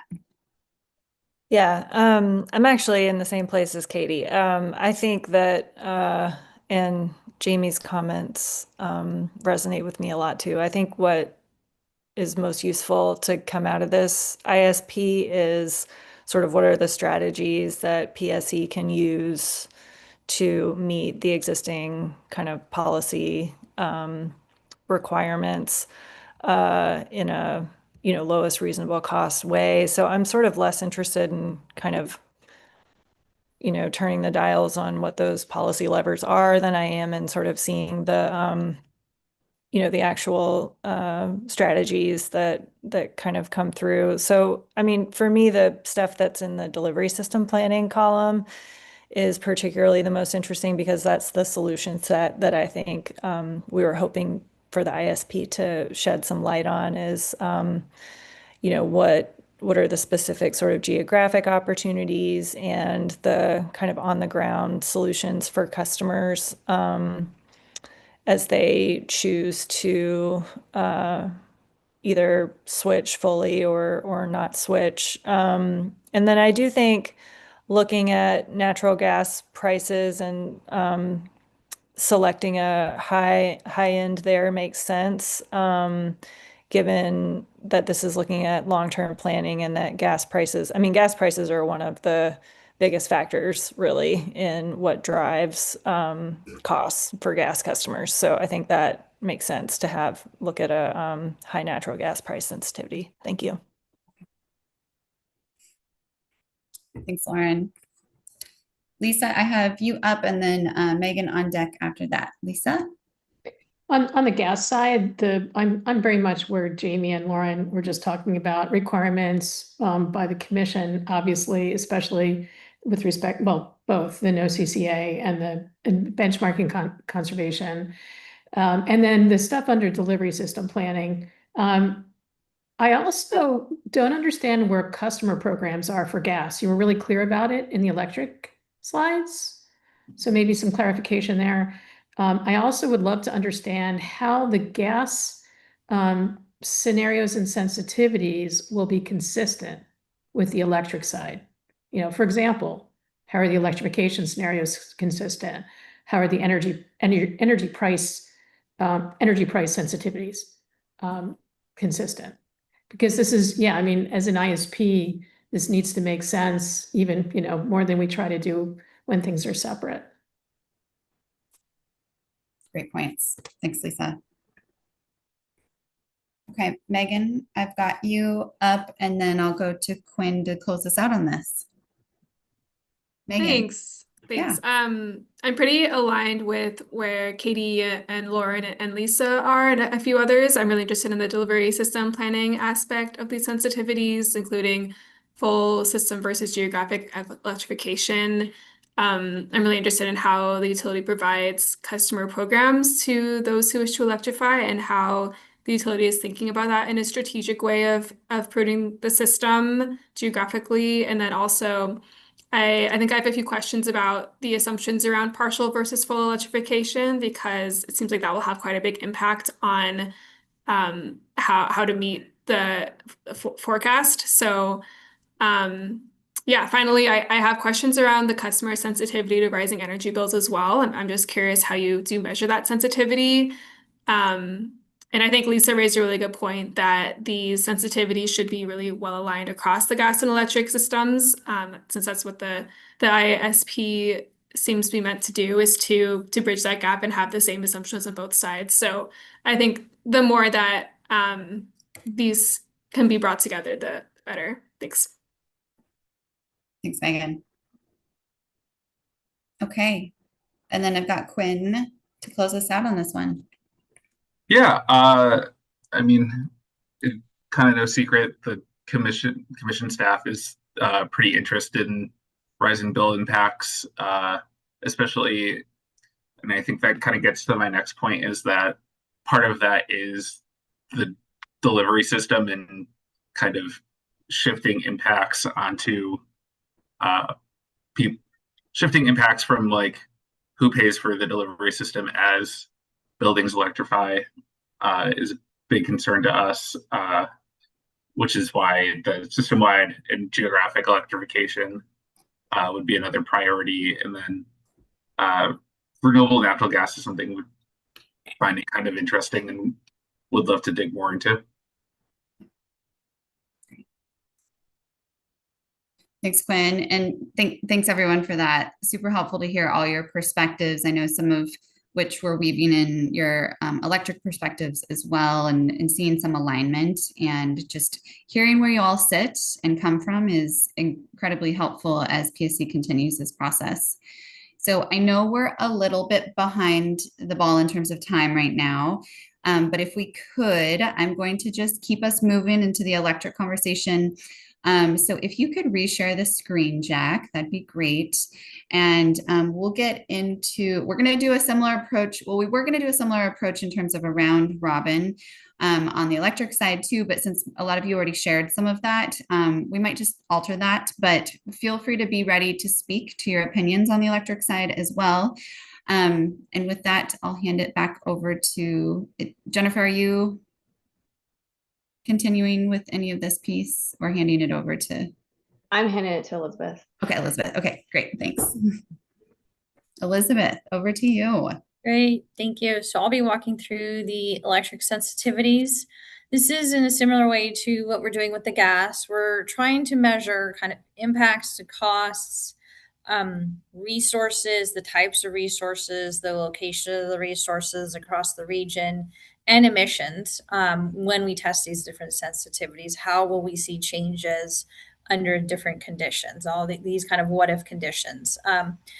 When we set up a reference case, we have to put assumptions in. And so we like to run these sensitivities to test if we change some of these assumptions, one or a few of them at a time, how does that change what we're seeing for the results? And we've bucketed into a couple different options on the electric side. If you want to go to the next slide, please. There we go. So just kind of going through, similar to the gas side, we have requirements by WAC. We are required to do tests on CETA, so we will be running the case with no CETA, so this will be no renewable requirements. Look at the incremental costs. We have a maximum customer benefit case on the electric side as well, and we do have that later in the presentation to go through what will be included. We will also be benchmarking the conservation and demand response programs and customer programs, similar to the gas side. We'll be benchmarking, and then also on the electric side, we have these requirements with the 2% and 10%, as mentioned before. So those are some of the requirements we're working with. And then on the electric side, we have transmission. So this is a pretty big piece when looking at transmission. So this kind of goes back to a conversation back in April when we started setting up for what is a transmission and this multi-zone system that we're looking at on the electric side and trying to put resources into these different zones.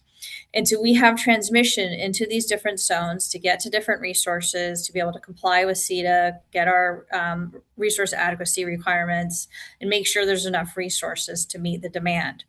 And so in looking at this transmission, we've set up a base assumption. So our base assumption is on the lower side, and it's just looking at availability of transmission today, plus some portion of what was available through the 2023 BPA cluster study. Just some portion of it. We're not assuming all of it. And so one of our sensitivities is to start looking at availability of more transmission, and this would be pretty big. I mean, I can easily just spend all the time here on transmission and looking at all the different options of expansion out of the different links, to Eastern Washington, out to Montana, to Idaho, Wyoming, Oregon, Nevada. I mean, there's all these different transmission links we could look at expansion out. And really the question is where we should be kind of focusing in on what are the important links we should be looking at, and how we kind of need to focus in on some of it. Because we can easily isolate out each of the individual pieces, do combined combinations of Cross Cascades plus Montana. I mean, there's so many options to dig through. So that is one of the pieces we're looking at. The other one being the policy changes, as Jen mentioned. This is also similar to what the gas side will be looking at. We just have the extra piece of CETA on the policy side. So additional tests on CETA and the social cost of carbon. This would be kind of layering out, with the no renewable requirements, no social cost of carbon in there, and then also the CCA. This could be anywhere from a no CCA policy change up to, because we're assuming the ceiling price for CCA. So we're matching to what gas is doing on the CCA price. And then we're going to also be testing kind of an expected or mid case, a low case, and a no case, very similar to what the gas side will be doing. So we'll be mimicking a lot of the similar sensitivities that the gas side is doing. We shortly after we presented back kind of about May, June, we got the changes. So the One Big Beautiful Bill was passed. We then redid a lot of work and incorporated that into our reference case. So one of the possibilities we received feedback is what if we get something back similar to an IRA with PTCs and ITCs available for resources? So that can also have an impact on resource costs and the total costs of getting to resources. Some other options are customer programs. This would be additional DER, looking at changes if we rebundle conservation. So what we do on the electric side is there's well over 1,500 different measures that we could be looking at. And so to make this a little bit easier on the portfolio modeling, we kind of bundle them by cost. And so the costs are bundled in by their energy value. And so one of the questions is, what if we rebundled them by their capacity values? That's also kind of was a request to look at that piece. Emerging technologies, similar to what Jen also said, they were looking at fuels, we're looking at other technologies. So we'll also have hydrogen, as they noted. I don't think it's put my list on here, but we also have hydrogen as the option in the emerging technology, the nuclear, geothermal, mid and long duration storage, offshore wind. So we did ask for feedback, and some of the feedback we received was it was pretty mixed around emerging technologies. What should we do with it? Start date, costs. And so we decided to do is in the reference case, we removed the emerging technologies. And then we're going to do sensitivities to test putting those emerging technologies back in just to see how that will impact the resources, resource mix and costs.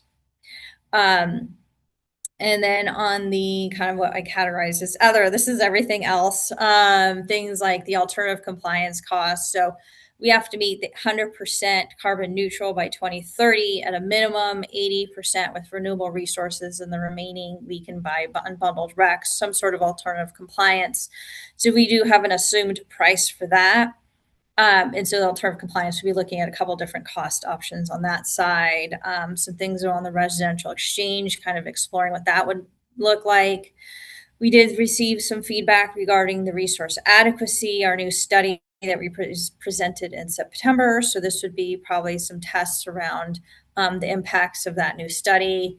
And the other one being the available natural gas. So in this one, there would be no new natural gas, or around what it would look like if we removed all the natural gas from the portfolio as well. And I think that covered everything. And just to note the coloring, the purple is what we're for sure doing.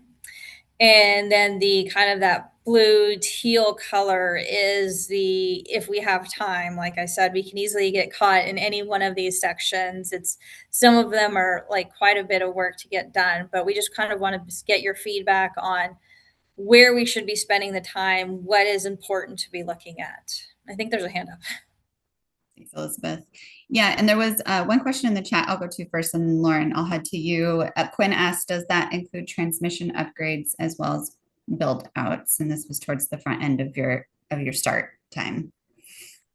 Yes, this does include, so in our reference case, we do have like a little bit of upgrades happening through the 2023 cluster study, but in that purple additional transmission available, that will be where we fully explore all the upgrade through the upgrade options and expanding out of transmission and what that would look like.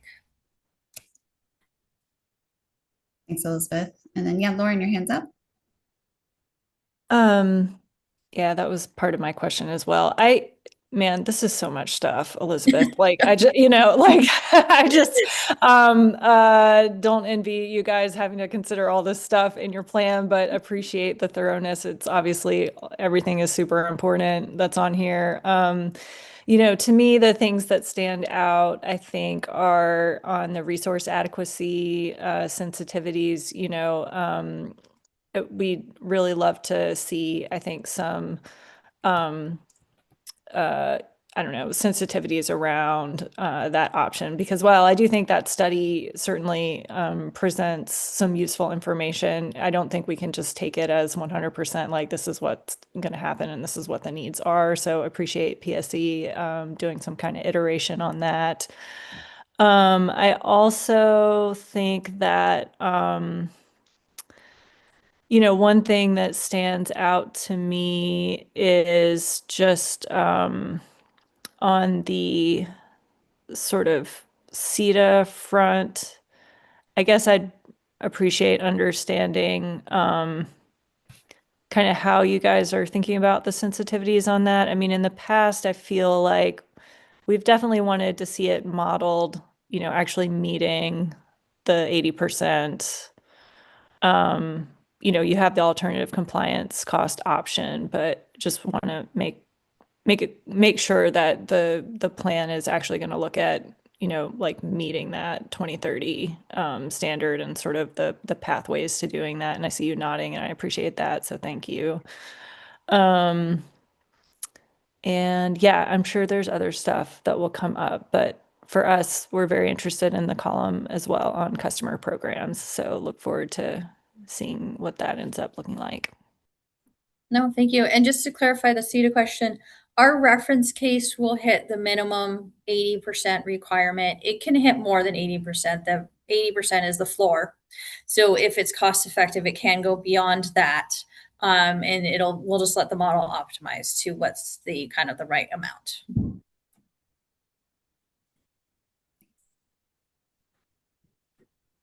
Elizabeth, is it okay to go to the discussion questions next? Okay, great. So Jack, you can go to the next slide for a moment. We're going to do a similar approach to last time, but we know that you all just, some of you had incorporated some of your feedback in the gas conversation.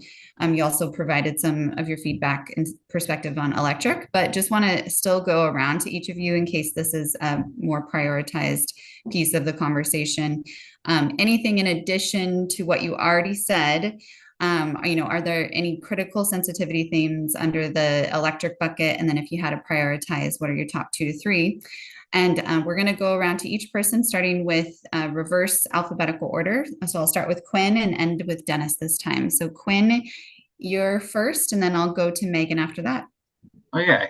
Yeah, I definitely think we want to see resource adequacy prioritized, as well as more DER scenarios prioritized.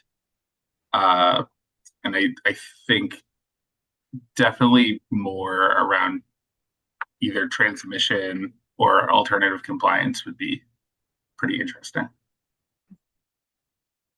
Thanks, Quinn. Okay, I'll go to Megan next, and then I'll have Lisa on deck after that. And you can, Jack, do you mind just taking down the screen sharing so we can see folks' faces too? Thanks. Megan. Sure. Also really interested in resource adequacy as well as customer programs, conservation bundled by capacity, and then interested in what the assumptions are for the ITC and PTC sensitivities. Thanks. Thanks, Megan. Lisa, I have you up and then Lauren after that. So over to Lisa. Well, in addition to the requirements that you have to follow from the commission, I think I was at least one of the people who suggested a limited transmission availability, not necessarily no new transmission. I mean, I think I know that's a nice bookend, but it's maybe not a great one. I mean, things that are further along that seem more possible, that, have, where there's some real benefits, cost savings, all kinds of things. So to me, that's a real priority because that gets to, I think, what other folks were saying. What can the utility actually control? What is your strategy? If you have to pivot, that can reveal what your strategy is. So you're going to have to rely more on more local resources, whatever that is. Doesn't, it can be utility scale, utility owned, as well as distributed energy resources that are owned by customers, or third parties. So that to me seemed pretty important. On the customer programs, I'm unclear on I'm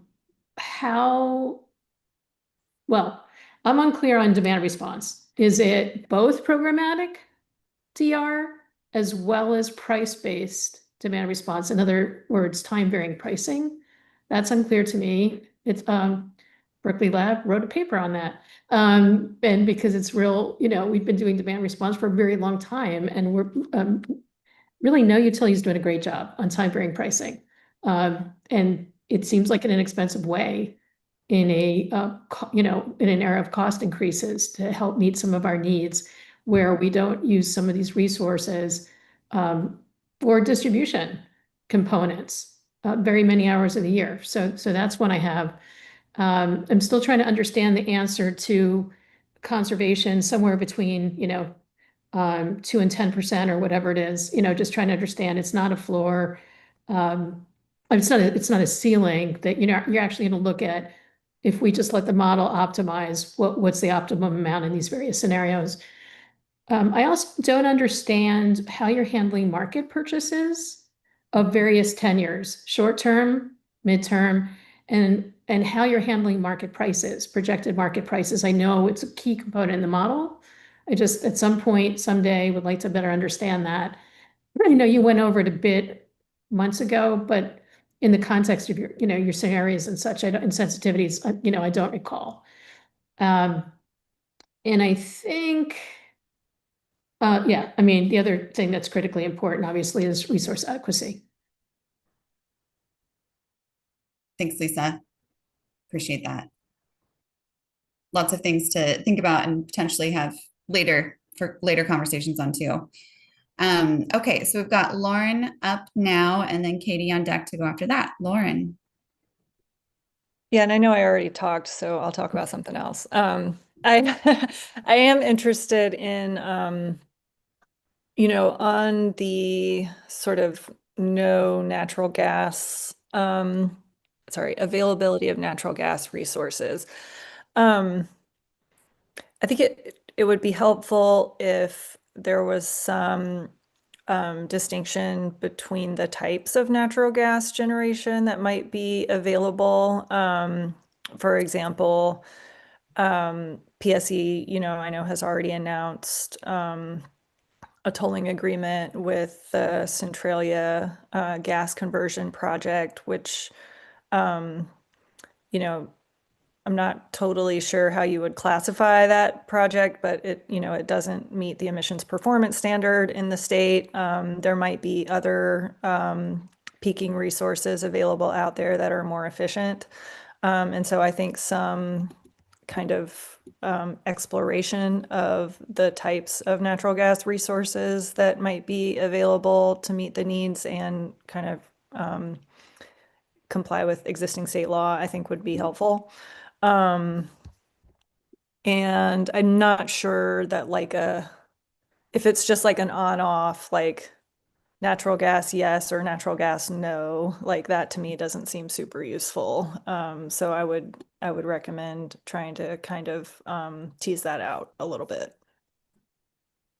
Helpful. Thanks, Lauren.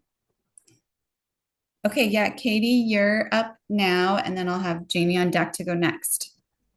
Yeah, thanks. Yeah, I think I'll just echo what a bunch of other folks have said. I think Lisa hit on the importance of transmission and kind of toggling the availability of transmission. I think I agree with her that maybe like a limited transmission scenario, but not a entirely no new transmission scenario makes sense. And for the expansion of transmission, I think it would be helpful to look to West Tech's study that's coming out, I believe, February 4th. And they have, lines on a map showing transmission that's needed across the West. So that could be a great resource. Another top priority, I think, is the ITC PTC availability. Obviously, ITCs and PTCs have a big impact on resource costs. And so to the extent that that'll impact the build out, I think it makes a lot of sense to include. And I think I remember that PSE is including kind of a higher projection of resource costs. So kind of showing one with lower costs is pretty important. I agree with Lauren on the kind of the availability of natural gas sensitivity, maybe parsing that out a little further.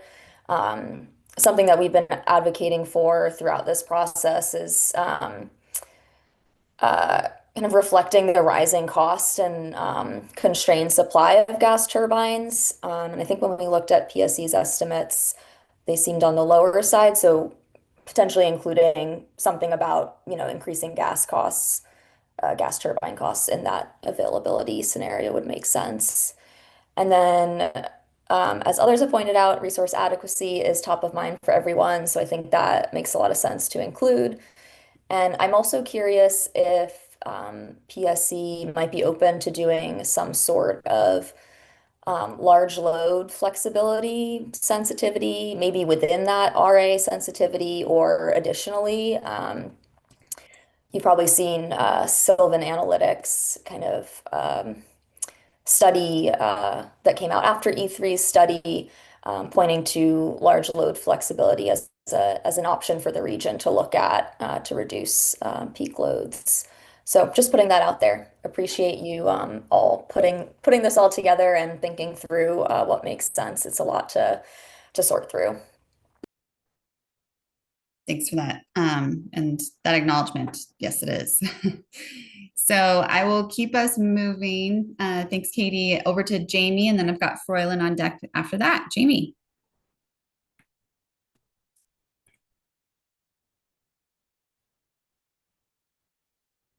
Sorry about that. My It's okay. headset was turned around. So I feel like I might a little bit on the things that the utility has control over, but I think maybe I'm just saying, and I'm thinking about the fact that, scenarios are situations where the utility has control and sensitivities might be, there's maybe like a rainbow, but cases where the utility has less control or influence. I'm not really sure about that, but maybe that's a point worth talking about. But there's something that's been happening in other utilities around the country, and it's kind of a third rail, but in terms of either sensitivities or scenarios, there's two major things I'm thinking about. One is, and like I said, it could be taboo, but regulatory changes by the utility or engagements at the either legislative level or the regulatory level, sort of questioning what the obligation to service.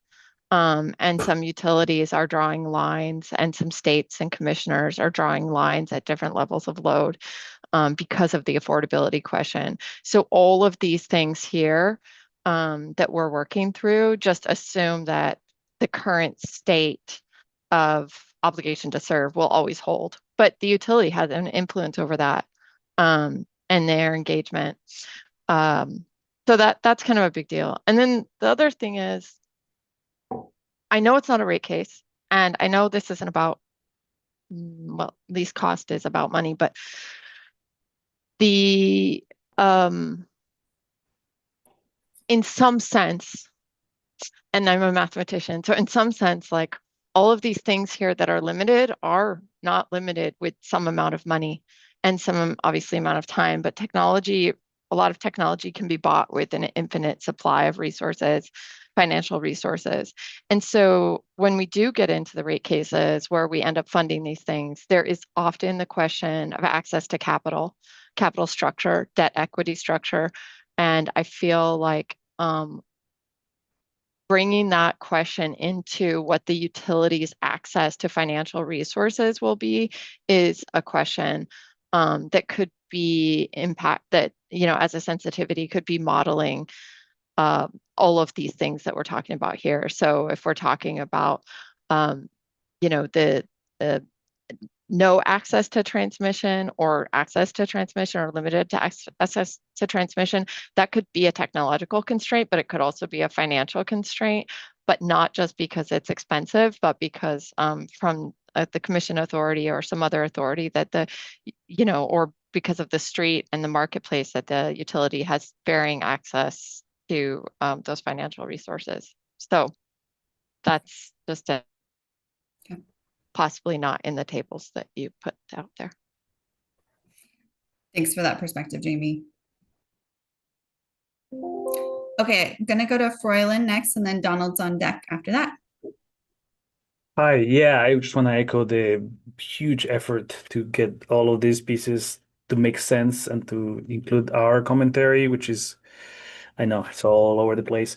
I am particularly interested in trying to understand from the WAC on the requirement on maximizing customer benefit. It says where it needs to be modeling that amount in the sensitivity analysis, but that amount does not include like kind of the what are the components that make up for that customer benefit? So trying to understand a little bit better what that means is of kind of high importance to me.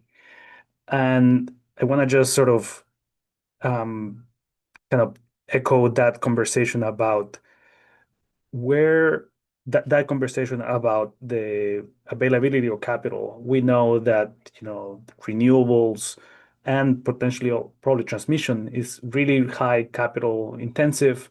And yeah, some assumption sensitivity, maybe analysis, just like Jamie was potentially alluding to on the cost of capital, the cost of borrowing might be interesting, that might affect multiple of this, from technology to transmission. I was going to say, I'm very interested in understanding or digging a little bit deeper in that no new transmission or very little transmission available, since we've been stuck on this hole for so long. So, maybe putting that a little bit higher or more in the front burner. So yeah, customer benefit, analyzing what is that composed of, and then yeah, financial slash transmission, cost of transmission. Thank you. Thanks for all that, Braylon. Super helpful to hear that perspective from you.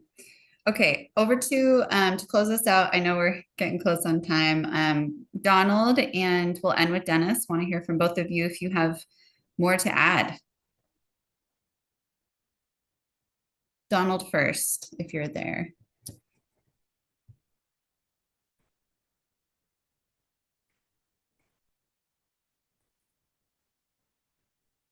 Okay, not seeing Donald, maybe had to step away. So why don't we go over to Dennis? Okay. Again, I'll be piggybacking a lot of folks out here, but resource adequacy, obviously, to ensure that we are hitting or moving to the right targets. Transmission, obviously, from what I can see, is going to be important, well into the far future, and emerging tech. And both of those, again, with Jamie's comments, tied in with cost of capital and how that can actually change too over time. But that's pretty much what I'm seeing right now. Thank you. Thanks, Dennis. And then I'll just do one last shout out for Donald. If you had microphone issues or anything, if you'd like to chime in, feel free to let us know. Not seeing so. So I think what I'll do is go ahead and move us into break. We're a little bit behind schedule. So if it's okay, I'd like us to come back at 2:55. So it just gives us a 5-minute break. I'm so sorry. But in order to get through our maximum customer benefit scenario definition and discussion, just want to make sure we have enough time for that and public comment. Just want to also acknowledge hearing all your perspectives it's just very helpful to hear all the knowledge that you carry and the perspectives that you bring into this space, and exactly what this group is made for, and exactly what Puget Sound Energy was hoping to hear from today. So we really appreciate you engaging in such a meaningful way. And with that, I'll give us a 6-minute break, and we'll see you back here in a few. Okay, thanks everyone.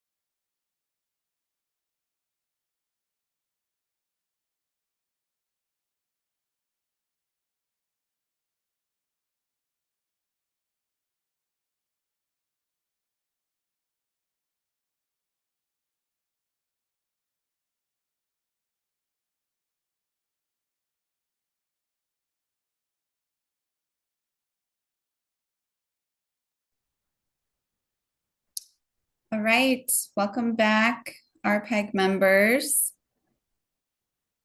I'm sure folks are still taking a breather, which is totally okay, but I am going to welcome us back to the space. Jack, if you don't mind going to the next slide.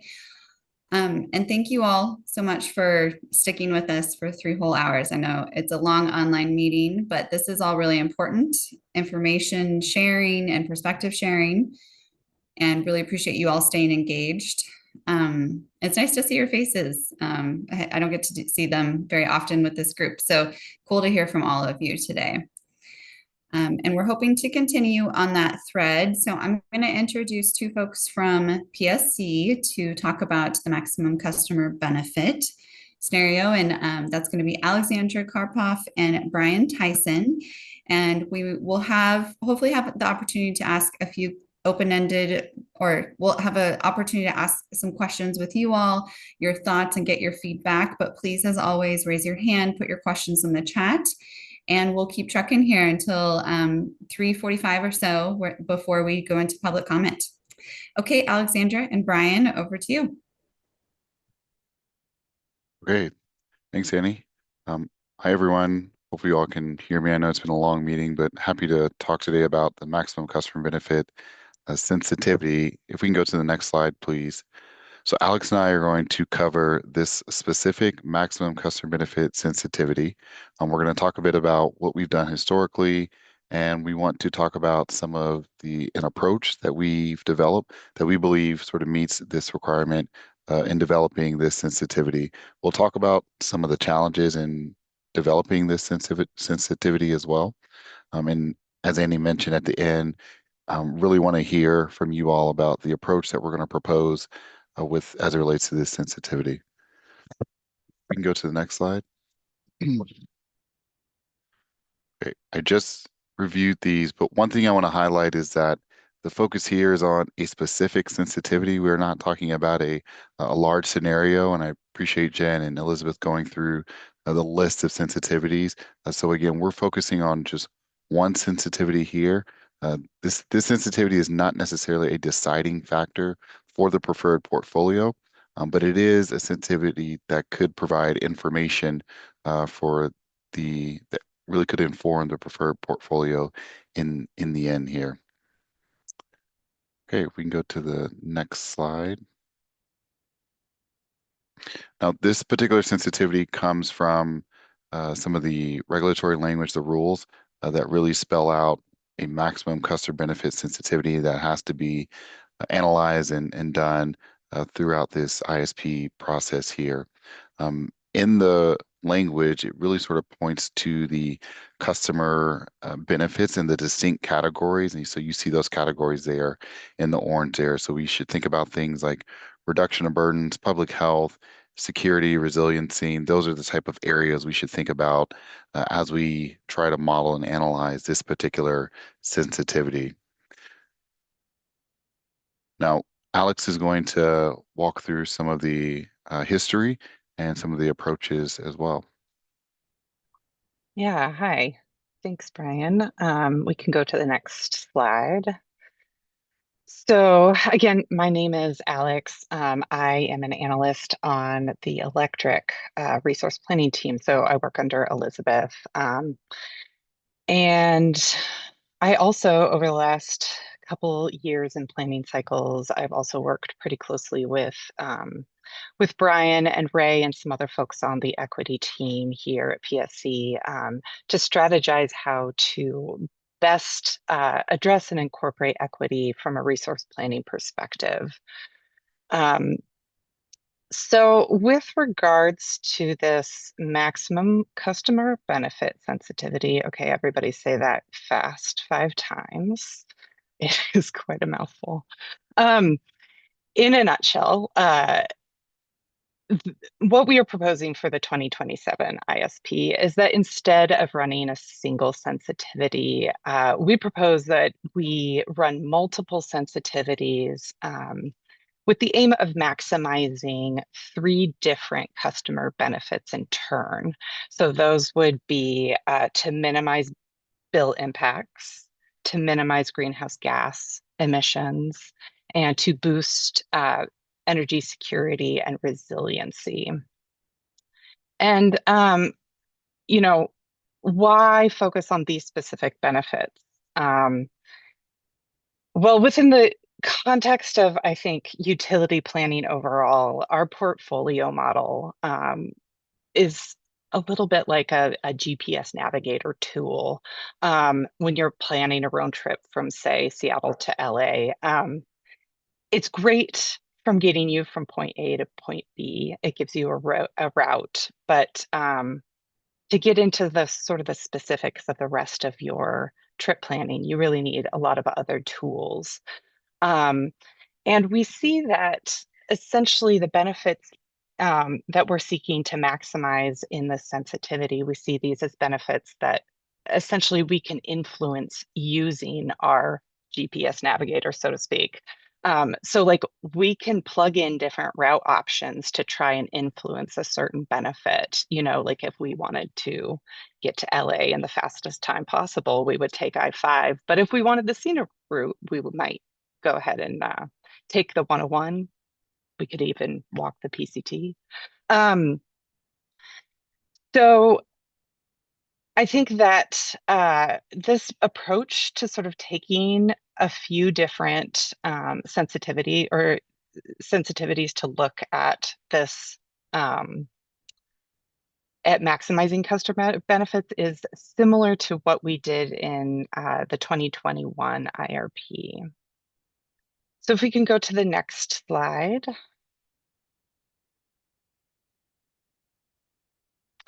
So we could potentially address the sensitivity in a single model run, in a single sensitivity. And this is what PacifiCorp and Avista did in their respective 2025 IRPs.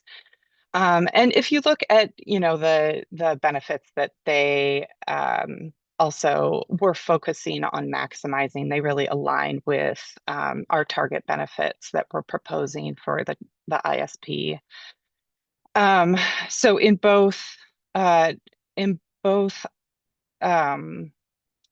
utilities, in the sensitivity, they did incentivize or prioritize those demand side resources. So, you know, small scale distributed solar and storage, as well as conservation measures and DR.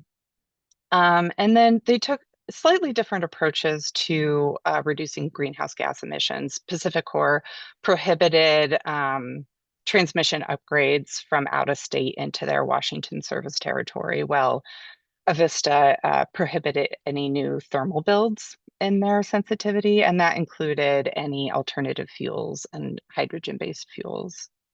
So next slide, please. So the reason that we are proposing to run different sensitivities instead of a single sensitivity is because we don't often see that our customer benefits move in tandem.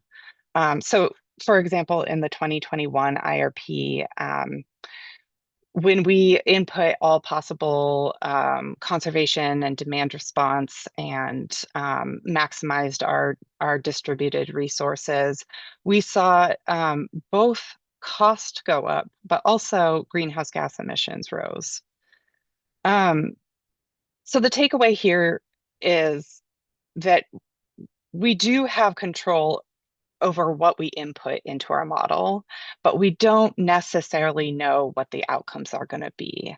So we can only sort of do our best to maximize a benefit. We can't actually predetermine that.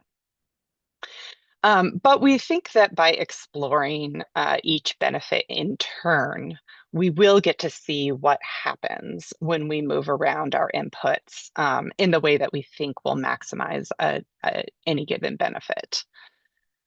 You know, for example, if we aim to decrease greenhouse gas emissions, then we can tell our model that it's not allowed to build any new thermal resources and it needs to retire existing thermal resources. However, we could end up with a portfolio that has decreased emissions, or we could end up with a portfolio that fails to solve. The model just won't give us an answer. And that's what happened during a model run in our 2023 electric progress report.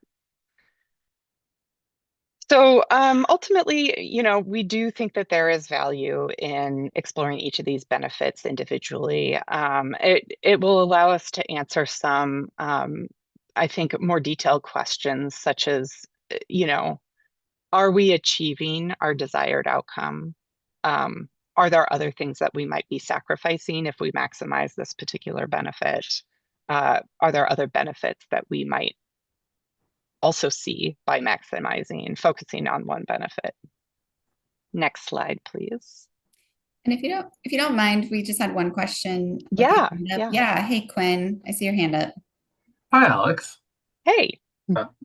I'm curious about I know in the past PSE had sort of started to design these scenario or sensitivities around like kind of trying to maximize customer benefit indicators. And I'm kind of curious where that kind of landed into this approach. I mean, I think that's essentially all of these elements are part of our CBIs, or customer benefit indicators. Yes.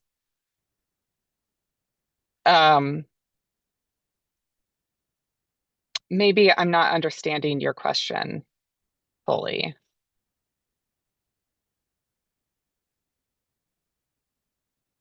Sorry, Quinn. No, it's okay. I saw Brian popped on. Yeah. I think he might have something to say. Yeah, I was just going to emphasize what Alex said, which is we actually think these areas that Alex is showing here, they actually are directly relate to our customer benefit indicators. So we have one related to participation. We are trying to maximize that through some of these sensitivities. We have indicators related to environmental impacts. We have a sensitivity that relates to that. So I think we are, in some of those customer benefit indicators, we are actually maximizing them through these various sensitivities.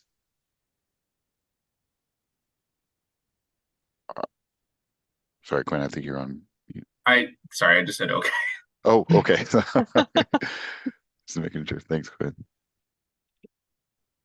Yeah. I think, so this slide maybe answers your question a little bit more in detail, Quinn, which is, you know, here we're proposing, so on the left-hand side, these are the benefits, or, you know, the CBIs. Essentially, they're the metrics that we are seeking to maximize in the various sensitivities that are listed in the corresponding column on the right. And all of these sensitivities actually, Elizabeth already went over on slide, I believe, 24. And this is just sort of a rebucketing of those same sensitivities.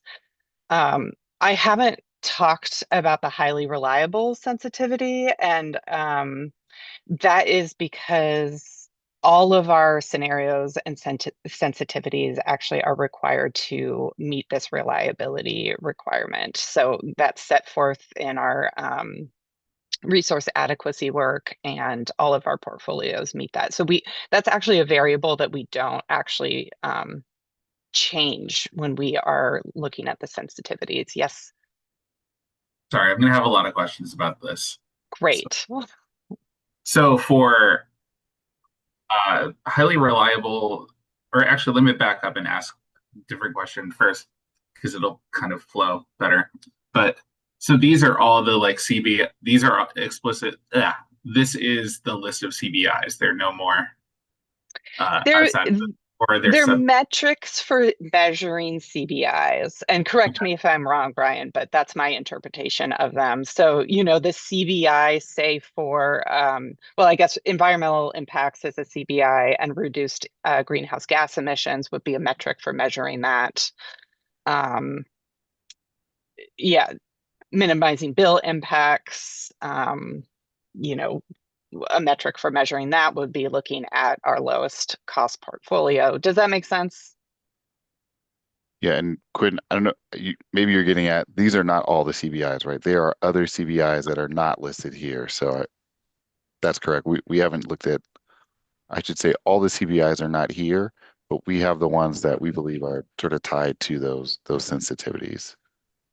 Got it. And for the highly reliable one, are you going to potentially look at going above what's considered a viable portfolio? We let the models optimize around, like we give it various constraints, right? So the way that the reliability metric comes in is we have our load, and then we have our resource planning margin. And and that margin is set during our resource adequacy work, right? So we have to meet the model, in order to complete, must meet that requirement. And but we let it optimize, so sometimes it goes over that baseline requirement.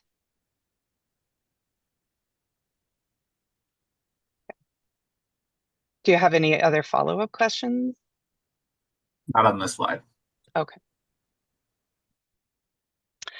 I will try to quickly step through the rest of the slide, but I think a lot of it is sort of self-evident up here. What we are trying to propose is that that we are already going to be running some of these sensitivities just in the suite of sensitivities that we will be looking at in the suite of options. And so we're proposing that we sort of look at those, maxing out specific benefits. So, like looking at the minimizing bill impacts by using our least cost reference portfolio. And we also think that we might see further reduced costs if there was a policy change, say if, we, in that no CETA case that we were required to run. But for reducing the environmental impacts, we would test that by not allowing any new emitting resources. And that again is a resource, I think, in that other bucket on slide 24 that Elizabeth presented earlier. And to increase customer participation, we see that as sort of dovetailing with increasing essentially energy security and energy resilience. And so those would come in those customer benefits bucket of sensitivity. And what we would do to test this is, essentially increase all the DER and use as much energy efficiency and demand responses available. And I think we can go to the next slide, which is essentially what would we do with that then? And I think that, like all of our other sensitivities that we will be analyzing, all of this handful of sensitivities that will be maximizing various different customer benefits, we will use those to help us develop our preferred portfolio. And with that, I can hand it back over to Brian or Annie or answer more questions. Thank you. Thanks, Alexandra. Brian, did you have anything else to add? Nothing to add here. I think we're ready to just take feedback and continue the discussion. I know, Quinn, you proposed a couple questions that maybe lends to discussion we want to have here. So I think we're ready to talk through some of the Sure. feedback. Sure. Do you want to do some of those, address some of those first, or would you like me to ask kind of the overarching question of, does this approach seem reasonable, and start with that? Yeah, let's start with that, Annie. Okay, great. So how we'd like to do this is just, we don't have to go around to each person, but what we would like to know is, just based on what was just presented, please go ahead and put in the chat whether or not you think generally this approach seems reasonable. And looking for a yes, no, but if you have another option that you're thinking, please feel free to put it in there as well. And if it's no or something else, we're going to come around and just hear a little bit more from you, just to really understand more from your perspective, in terms of like what's not working or what you feel might be missing. So again, just does this approach seem reasonable to you? Yes or no? And feel free to just put your answer in the chat. Thanks, Dennis. I see you said yes. We'll give you guys a minute to do that.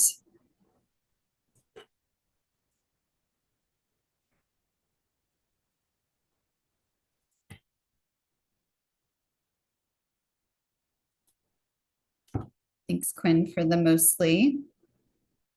Okay, Froylan, thank you.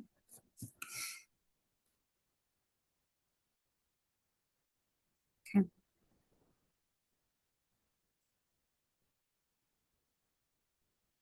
Okay. Well, why don't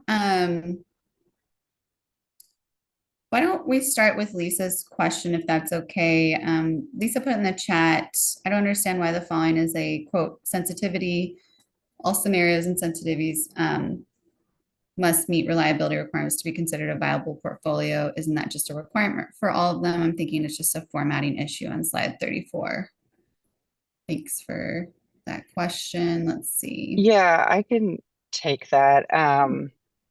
Yeah, Lisa, I think you're entirely right. I failed to point out that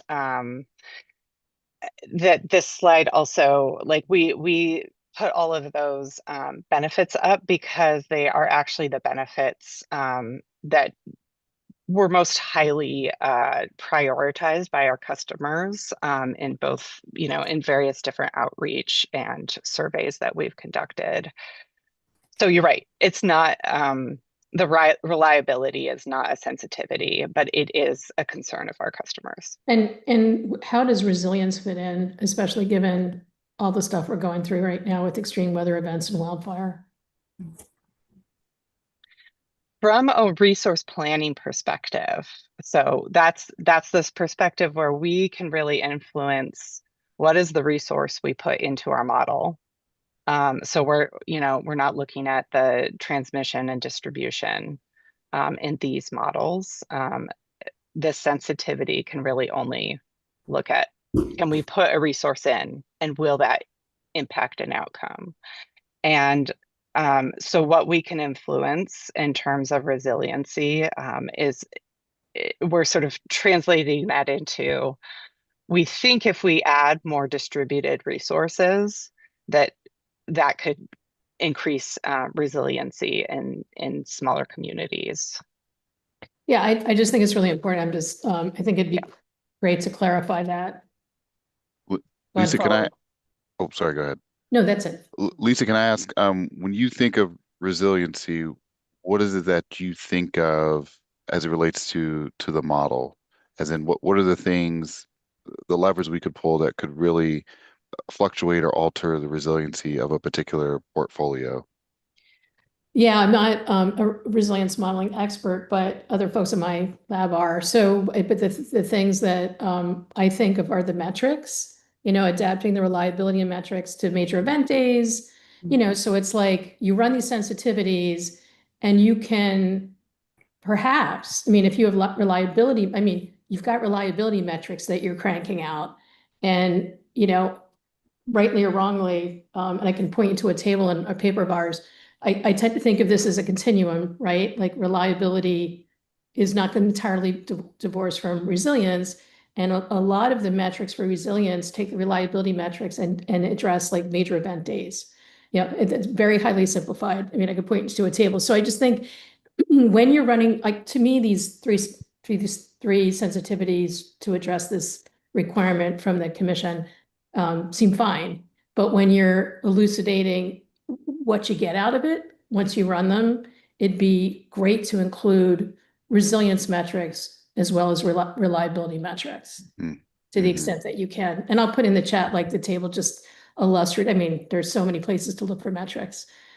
Yeah, that would be helpful, Lisa. Thank you so much. So I hear what I hear you saying is really it's a focus on those major event days, sort of the outage time and how long those things happen, and really attributing those to the specific sensitivity scenarios, whichever it may be. Okay, thank you, Lisa. Yeah, because those are, I mean, some of this stuff is, I mean, potentially quantifiable. I mean, we also have the POET model that you could work with us to use. We work with ComEd on this.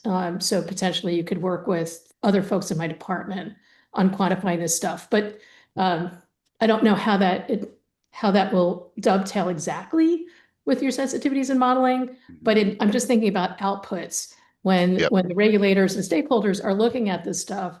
It's so important right now. I mean, it's always been important. It's getting more important. And I know it's not on the, like it's not a it's not a distribution plan. I get that. But there are reliability issues with respect to generator outages,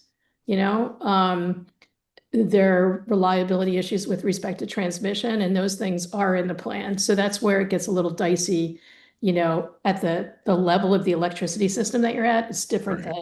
than, I work more on distribution planning right now. So I get the difference, but it's not like there's no resilience. There are no resilience outputs that would be of interest, I would imagine. Yep, I agree. Okay, thank you, Lisa. That's really helpful.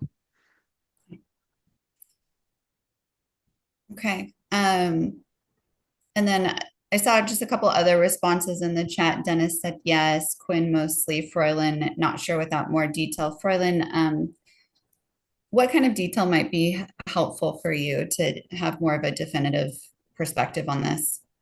Yeah, so Lisa brought up, these two, I would say, kind of axes of metrics, resilience and reliability. And it will be potentially, I would say, be very, very interesting for us in RPAG to sort of understand what are the associated metrics of the indicators. So if there's like 10 axes of indicators, 10 different things that you're going to be capturing when you run out these models, what are the if they are measurable, just like Lisa preempted, if they are quantifiable, what are the units of measurement? What are the metrics of these indicators, such that you can sort of less compare model outputs that don't necessarily maximize only one CVI, but rather have some kind of combination of CVIs that are improved, or maybe all of them are hit positively in some kind of combination, right? Like you said, maximizing one might decrease the benefit on the other one, but if exploring the space in a kind of like a multi-dimensional kind of way might allows us to understand that it's not necessarily the job to maximize one at a time, but calculate or estimate the benefit across all the indicators as one of the outputs or as one of the outputs of the model. In addition, obviously, to the reliability, which is kind of like a constraint, perhaps, and then the resiliency, which, like Lisa said, might have a way to quantify. I feel like other CVIs might be quantifiable even right now, but they might not have the same units, right? Like CO2 emissions might not have the same units as fuel savings, but trying to understand how we can think about it in a holistic way might be really useful, and definitely make sure that the output of whatever this is makes clear what are the units of the CVIs and where are in this multidimensional space, where is the output of this model in the CVI space in this 7 indicators or 10. I'm not sure how many indicators are there, but that will be, I think, very interesting, very important for me personally, but I think for RPAG as well, so that we kind of know what is we understand nothing is free. If you do your best in one thing, you might not sacrifice something else. But there might be some space for all of it sort of benefits or most of it benefit. Okay, thanks for that. And so what I hear you saying is it would be helpful for you and other RPAG members to see those indicators, which I know we haven't showed those, but we could probably provide those to see those indicators. And I think the key word you said there is an output. So really seeing a portfolio, the answer to a sensitivity, seeing that portfolio and understanding what does that mean for each of the different indicators as it relates to that specific portfolio. And it sounds like that is something that would be helpful to see just from an analysis standpoint, max customer benefit, what have you, but it would be helpful to see that information for that particular portfolio. Yeah, one thing I'm imagining, is like, let's imagine only two axes of CBIs, right? Maybe one is like number of participants in DER projects, and then another one is maybe reduce, I don't know, CO2 emissions. That only two, which obviously is only reduction of the actual CBIs. Then having the axis with the units, and then where the point of the output falls in this two-dimensional space might be really useful. Like two-dimensional space, like in a CO2 in one axis, and then number of people participating in this. I know it might get a little bit complicated, but I think that putting a number makes it a little bit easier to compare one to the other, at least along similar axes. People might value things differently, obviously, and they might not be equally comparable, but that's the job for someone else. You're running the model. Your job is maybe just to provide that for us. Mm-hmm. Thanks for that, Froy. It reminds me of Alex, back to the portfolio benefits analysis that we did. We had that 2x2 matrix of cost versus, of course, we're using the accumulation of all the different benefits and sort of having that 2x2 matrix. You can see the portfolios as they in relation to one another based on that ratio. So thank you for that. That's good to revive that back. Yeah. Yeah, and thanks, Farlin. And yeah, next up I had Quinn, and I see your hand up, so let's go over to you. Oh, awesome. Yeah. So we've been doing a lot of thinking about what we think about this approach, and we kind of did like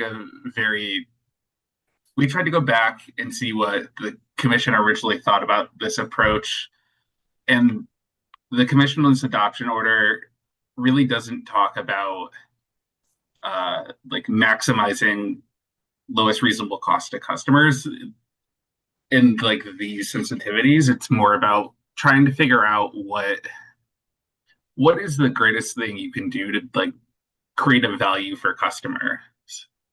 And I'm certainly happy to throw the exact language of the adoption order into staff's comments. But like the idea is that this is like not that this is more an exercise to like see what happens when you do maximize value to customers. And so that on our end kind of more sounds like, okay, what are these programs that really maximize value to customers? Like, yes, you can absolutely turn DERs up to 11, and that will get you an interesting result where you you do paradoxically increase costs for everyone and emissions. And that information in and of itself is very useful, and that's kind of what we're looking to get out of that. That's the kind of things with doing that sensitivity that we're looking to get out of that kind of planning exercise. Yeah, but I appreciate that, and I know we've got the language as well, and I appreciate you sharing that. Is again goes back to trying to really test and be creative with a sensitivity that really maximizes the value to customers. And I think there's sort of two challenges that we struggle with, which is what is that value and to which customers, right? Because different customers may have different values, right? And so when we talk about maximize, I think it's where we struggle with, well, which of these different areas could we maximize? And then the second piece is how do we um, how do we adjust the levers in the actual model to then get those sort of results? And I go back to what Alex was saying earlier, which was, we don't know what those outcomes are going to be, so we kind of are really testing different things. And so it really would be helpful if you could just sort of talk more about what are those levers you think that could be helpful to get closer to maximizing those values. I mean, that is like, in a sense, why my answer to Annie's question was mostly Was it a me? lot of DRs, Oh, a lot of DR. sorry, Quinn. No. We lost you there. I'm sorry. Oh man. You're back now. Okay. Wow, now I don't remember where I lost myself. Yeah, like a lot of I mean, my thought is that like, and I'm going to be loath to say this because like kind of dropping the like necessary requirement for lowest reasonable cost, I think would be kind of interesting. And just kind of letting it rip on whatever like customer programs you kind of can. And that being said, yeah, no new emitting resources. I think maybe there is a world, and speaking for myself personally, I think there is a world in which you could say that reliability is a huge benefit, and you see a lot of emerging resources as having like good metrics for reliability, and you do a lot of reliance on those. That could be something interesting. But okay. Now it's it's a little frustrating we don't have the answer on this. I wish it was an easier scenario. Oh yeah, no, it's it's difficult, but that's all right. That's why it's a creative exercise here. But I appreciate it, Quinn. Thanks for explaining more on kind of what we can look at, whether it's customer programs, not really focused on lowest reasonable cost. We know our models, that's what they do. That's the basis of the model, but that's really helpful, Quinn. All right.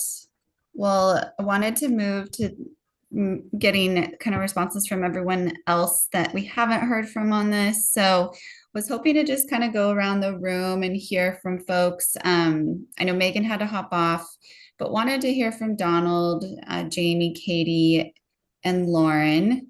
And then if anyone that has already spoken we still have time for and has something you'd still want to share at the end, that's okay. We've got about 12 minutes left. So would love to just kick us off with Donald. If you have any feedback on the scenario and yeah, just see if you have any feedback at all or whether or not you feel like this is reasonable.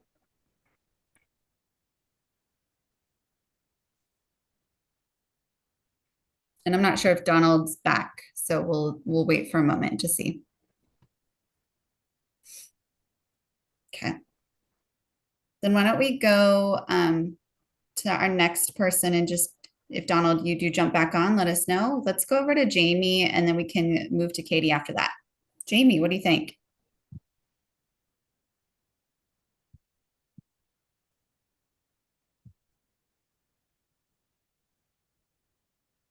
Did she hop off too? Okay, going through the line here. So how about Katie? Yeah, thanks. I think this is obviously really tough, and there are probably a million ways you could slice and dice this to make a scenario. So I appreciate all the work you've put into putting this together, and really thinking through what this could look like. I think I'm not necessarily close enough to like the intent of the maximum customer benefit scenario in CETA to really weigh in heavily on this one, but I think what you've put, like the proposal you've put together seems reasonable to me, and there are just inherent trade-offs in these customer benefits, affordability versus reducing greenhouse gas emissions versus reliability, et cetera. So I think the proposal seems reasonable, but obviously open to further iteration. So thanks. Yeah, thank you, Katie. Great.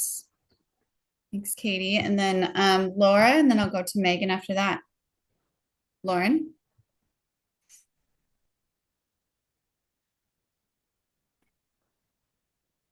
If you're still here, maybe not. And Dennis, I see your hand up. So why don't we go to you, Dennis? Well, I was kind of looking at, for example, affordability kind of through an equity lens. And we use the 6% burden threshold and also the deepest need category when we start looking at affordability. And I would say that by going out, well, first of all, to understand that 50% of the service base is considered, lower income. So by going out and targeting the folks that have a greater than 6% burden and folks that are in the deepest need, I believe that's 10% or greater, you're focusing right in on folks who need that. And then by continuing that with that same methodology, you're probably supporting the rest of the 50% of your customer base. So at least on affordability, which is usually one of the highest parts of one of the highest demands from customers. But anyway, at least just in that component, I would look at that for, driving a metric. Helpful. Thanks, Dennis. Thanks, Dennis. Okay. Well, just looking around the room, I think I'm just checking to see who is left here. I think we've lost some folks. I know these 3-hour meetings are hard to block out on your calendars, totally understand. And some people are in different time zones. So we've got that. Lisa, was there anything else that you wanted to add before we wrap up this section?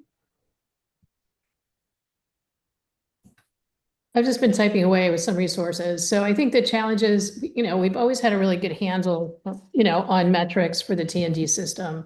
I've just asked my colleagues for some for generation, but I will point out that the POET tool that we piloted with ComEd did, oops, there's the camera, did include, what it tested, what would it look like using backup generators. So I think this is pretty consistent in some ways, with your DER scenario, depending on what level of reliability, how much storage you have, if they're microgrids or whatever, or these, whatever backups, are clean enough to meet standards. So I think there's some potential there. Also, PSE is a partner with us. So we've already surveyed or about to survey or in the process of surveying your customers for willingness to pay estimates. So we have current estimates on that. So it'd actually be some pretty decent information. So I don't know if you folks are, you folks may be divorced from the folks that are working with us on that. We can put you in touch with your own folks. So anyway, I know it's a challenge on the generation side. So if I get some additional resources that are really homing in on, some key generation related resilience metrics, I'll let you know. But of course, the transmission metrics, like I said, are relevant. Okay. I don't have anything else to say on the sensitivities. I mean, I think those 3 make sense to me. Yeah. Thank you, Lisa. Thanks. Thanks for that offer. Well, great. Well, any last comments, Brian, before we wrap up this section and move to public comment? Yeah, I just want to say thank you for all the RPAG members. I know everyone's stuck with us for a long meeting here, but thank you all for the feedback. Really appreciate the dialogue. Dennis, I haven't forgotten about what you just said. I'm still mulling over energy burden and affordability because I know that's come up a number of times in these different conversations in different spaces, and so it's definitely top of mind for us. But thanks to Alex as well for the presentation. Yeah, thank you, everyone. Well, that takes us to the end of our substantive content for today. So What I'd like to do now is just test whether we have any public commenters on the line today. So Ben, if you could allow folks to raise their hands and just so that we can see if anybody has a comment. I do see that there's one person on the phone. I'm not sure if they're able to tell us somehow whether or not they have a comment. But while you're doing that, just want to say, yeah, thank you all so much for sticking with us on this long meeting. I know some people had to drop off, totally understandable. And if you want to go ahead and pull up the slides, Jack, you can go to slide 37, I believe. I'll start taking us through next steps as we see whether or not there's any public comment that we're going to need to provide time for today. So going through next steps for today, we've got the, next slide, please. We've got a few slides that just give you some nice reminders. So this feedback process slide, we want to remind everyone what the process is for your feedback. So just a reminder, 1 week before PSE sends the information out in feedback window for the upcoming meeting opens, and then PSE posts the meeting agenda and slide deck as well in those days leading up to the meeting. Day of course, we are meeting with all of you. And then 1 week after today, we'll close that feedback period. And then within 4 weeks of today, PSE posts the feedback responses. And so just wanted to remind you of that feedback process so you all are aware of it. And of course, PSE is more than happy to receive your written feedback after today in regard to the topics for today. Next slide. And yeah, just a reminder to the public attendees, if you'd like to provide comment today, please go ahead and raise your hand. We have that function turned on. If we don't see any raised hands, we'll skip the public comment. Okay, and then if you need to find any meeting materials or anything related to these meetings, recordings, etc., please go to the Clean Energy Planning website. You just go to the icon for each date of the meeting and you can find the materials as well as the link to the recording. Okay, next slide.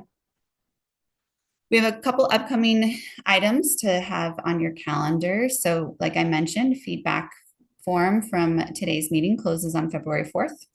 And then we have our next RPAG meeting scheduled for February 26th and the one after that, March 26th.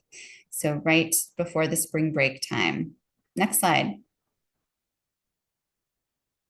If you have any additional questions or feedback, here's all the links and addresses and phone numbers that you would need. We'll go ahead and pop these into the chat for you. We've got an email address, we've got a feedback form, we've got a voicemail. You can subscribe to their email list or visit their website. So lots of ways to get in touch. Next slide. And I'll just pause to see if there's any, were there any hands up, Ben? No, I've not seen any. Okay, great.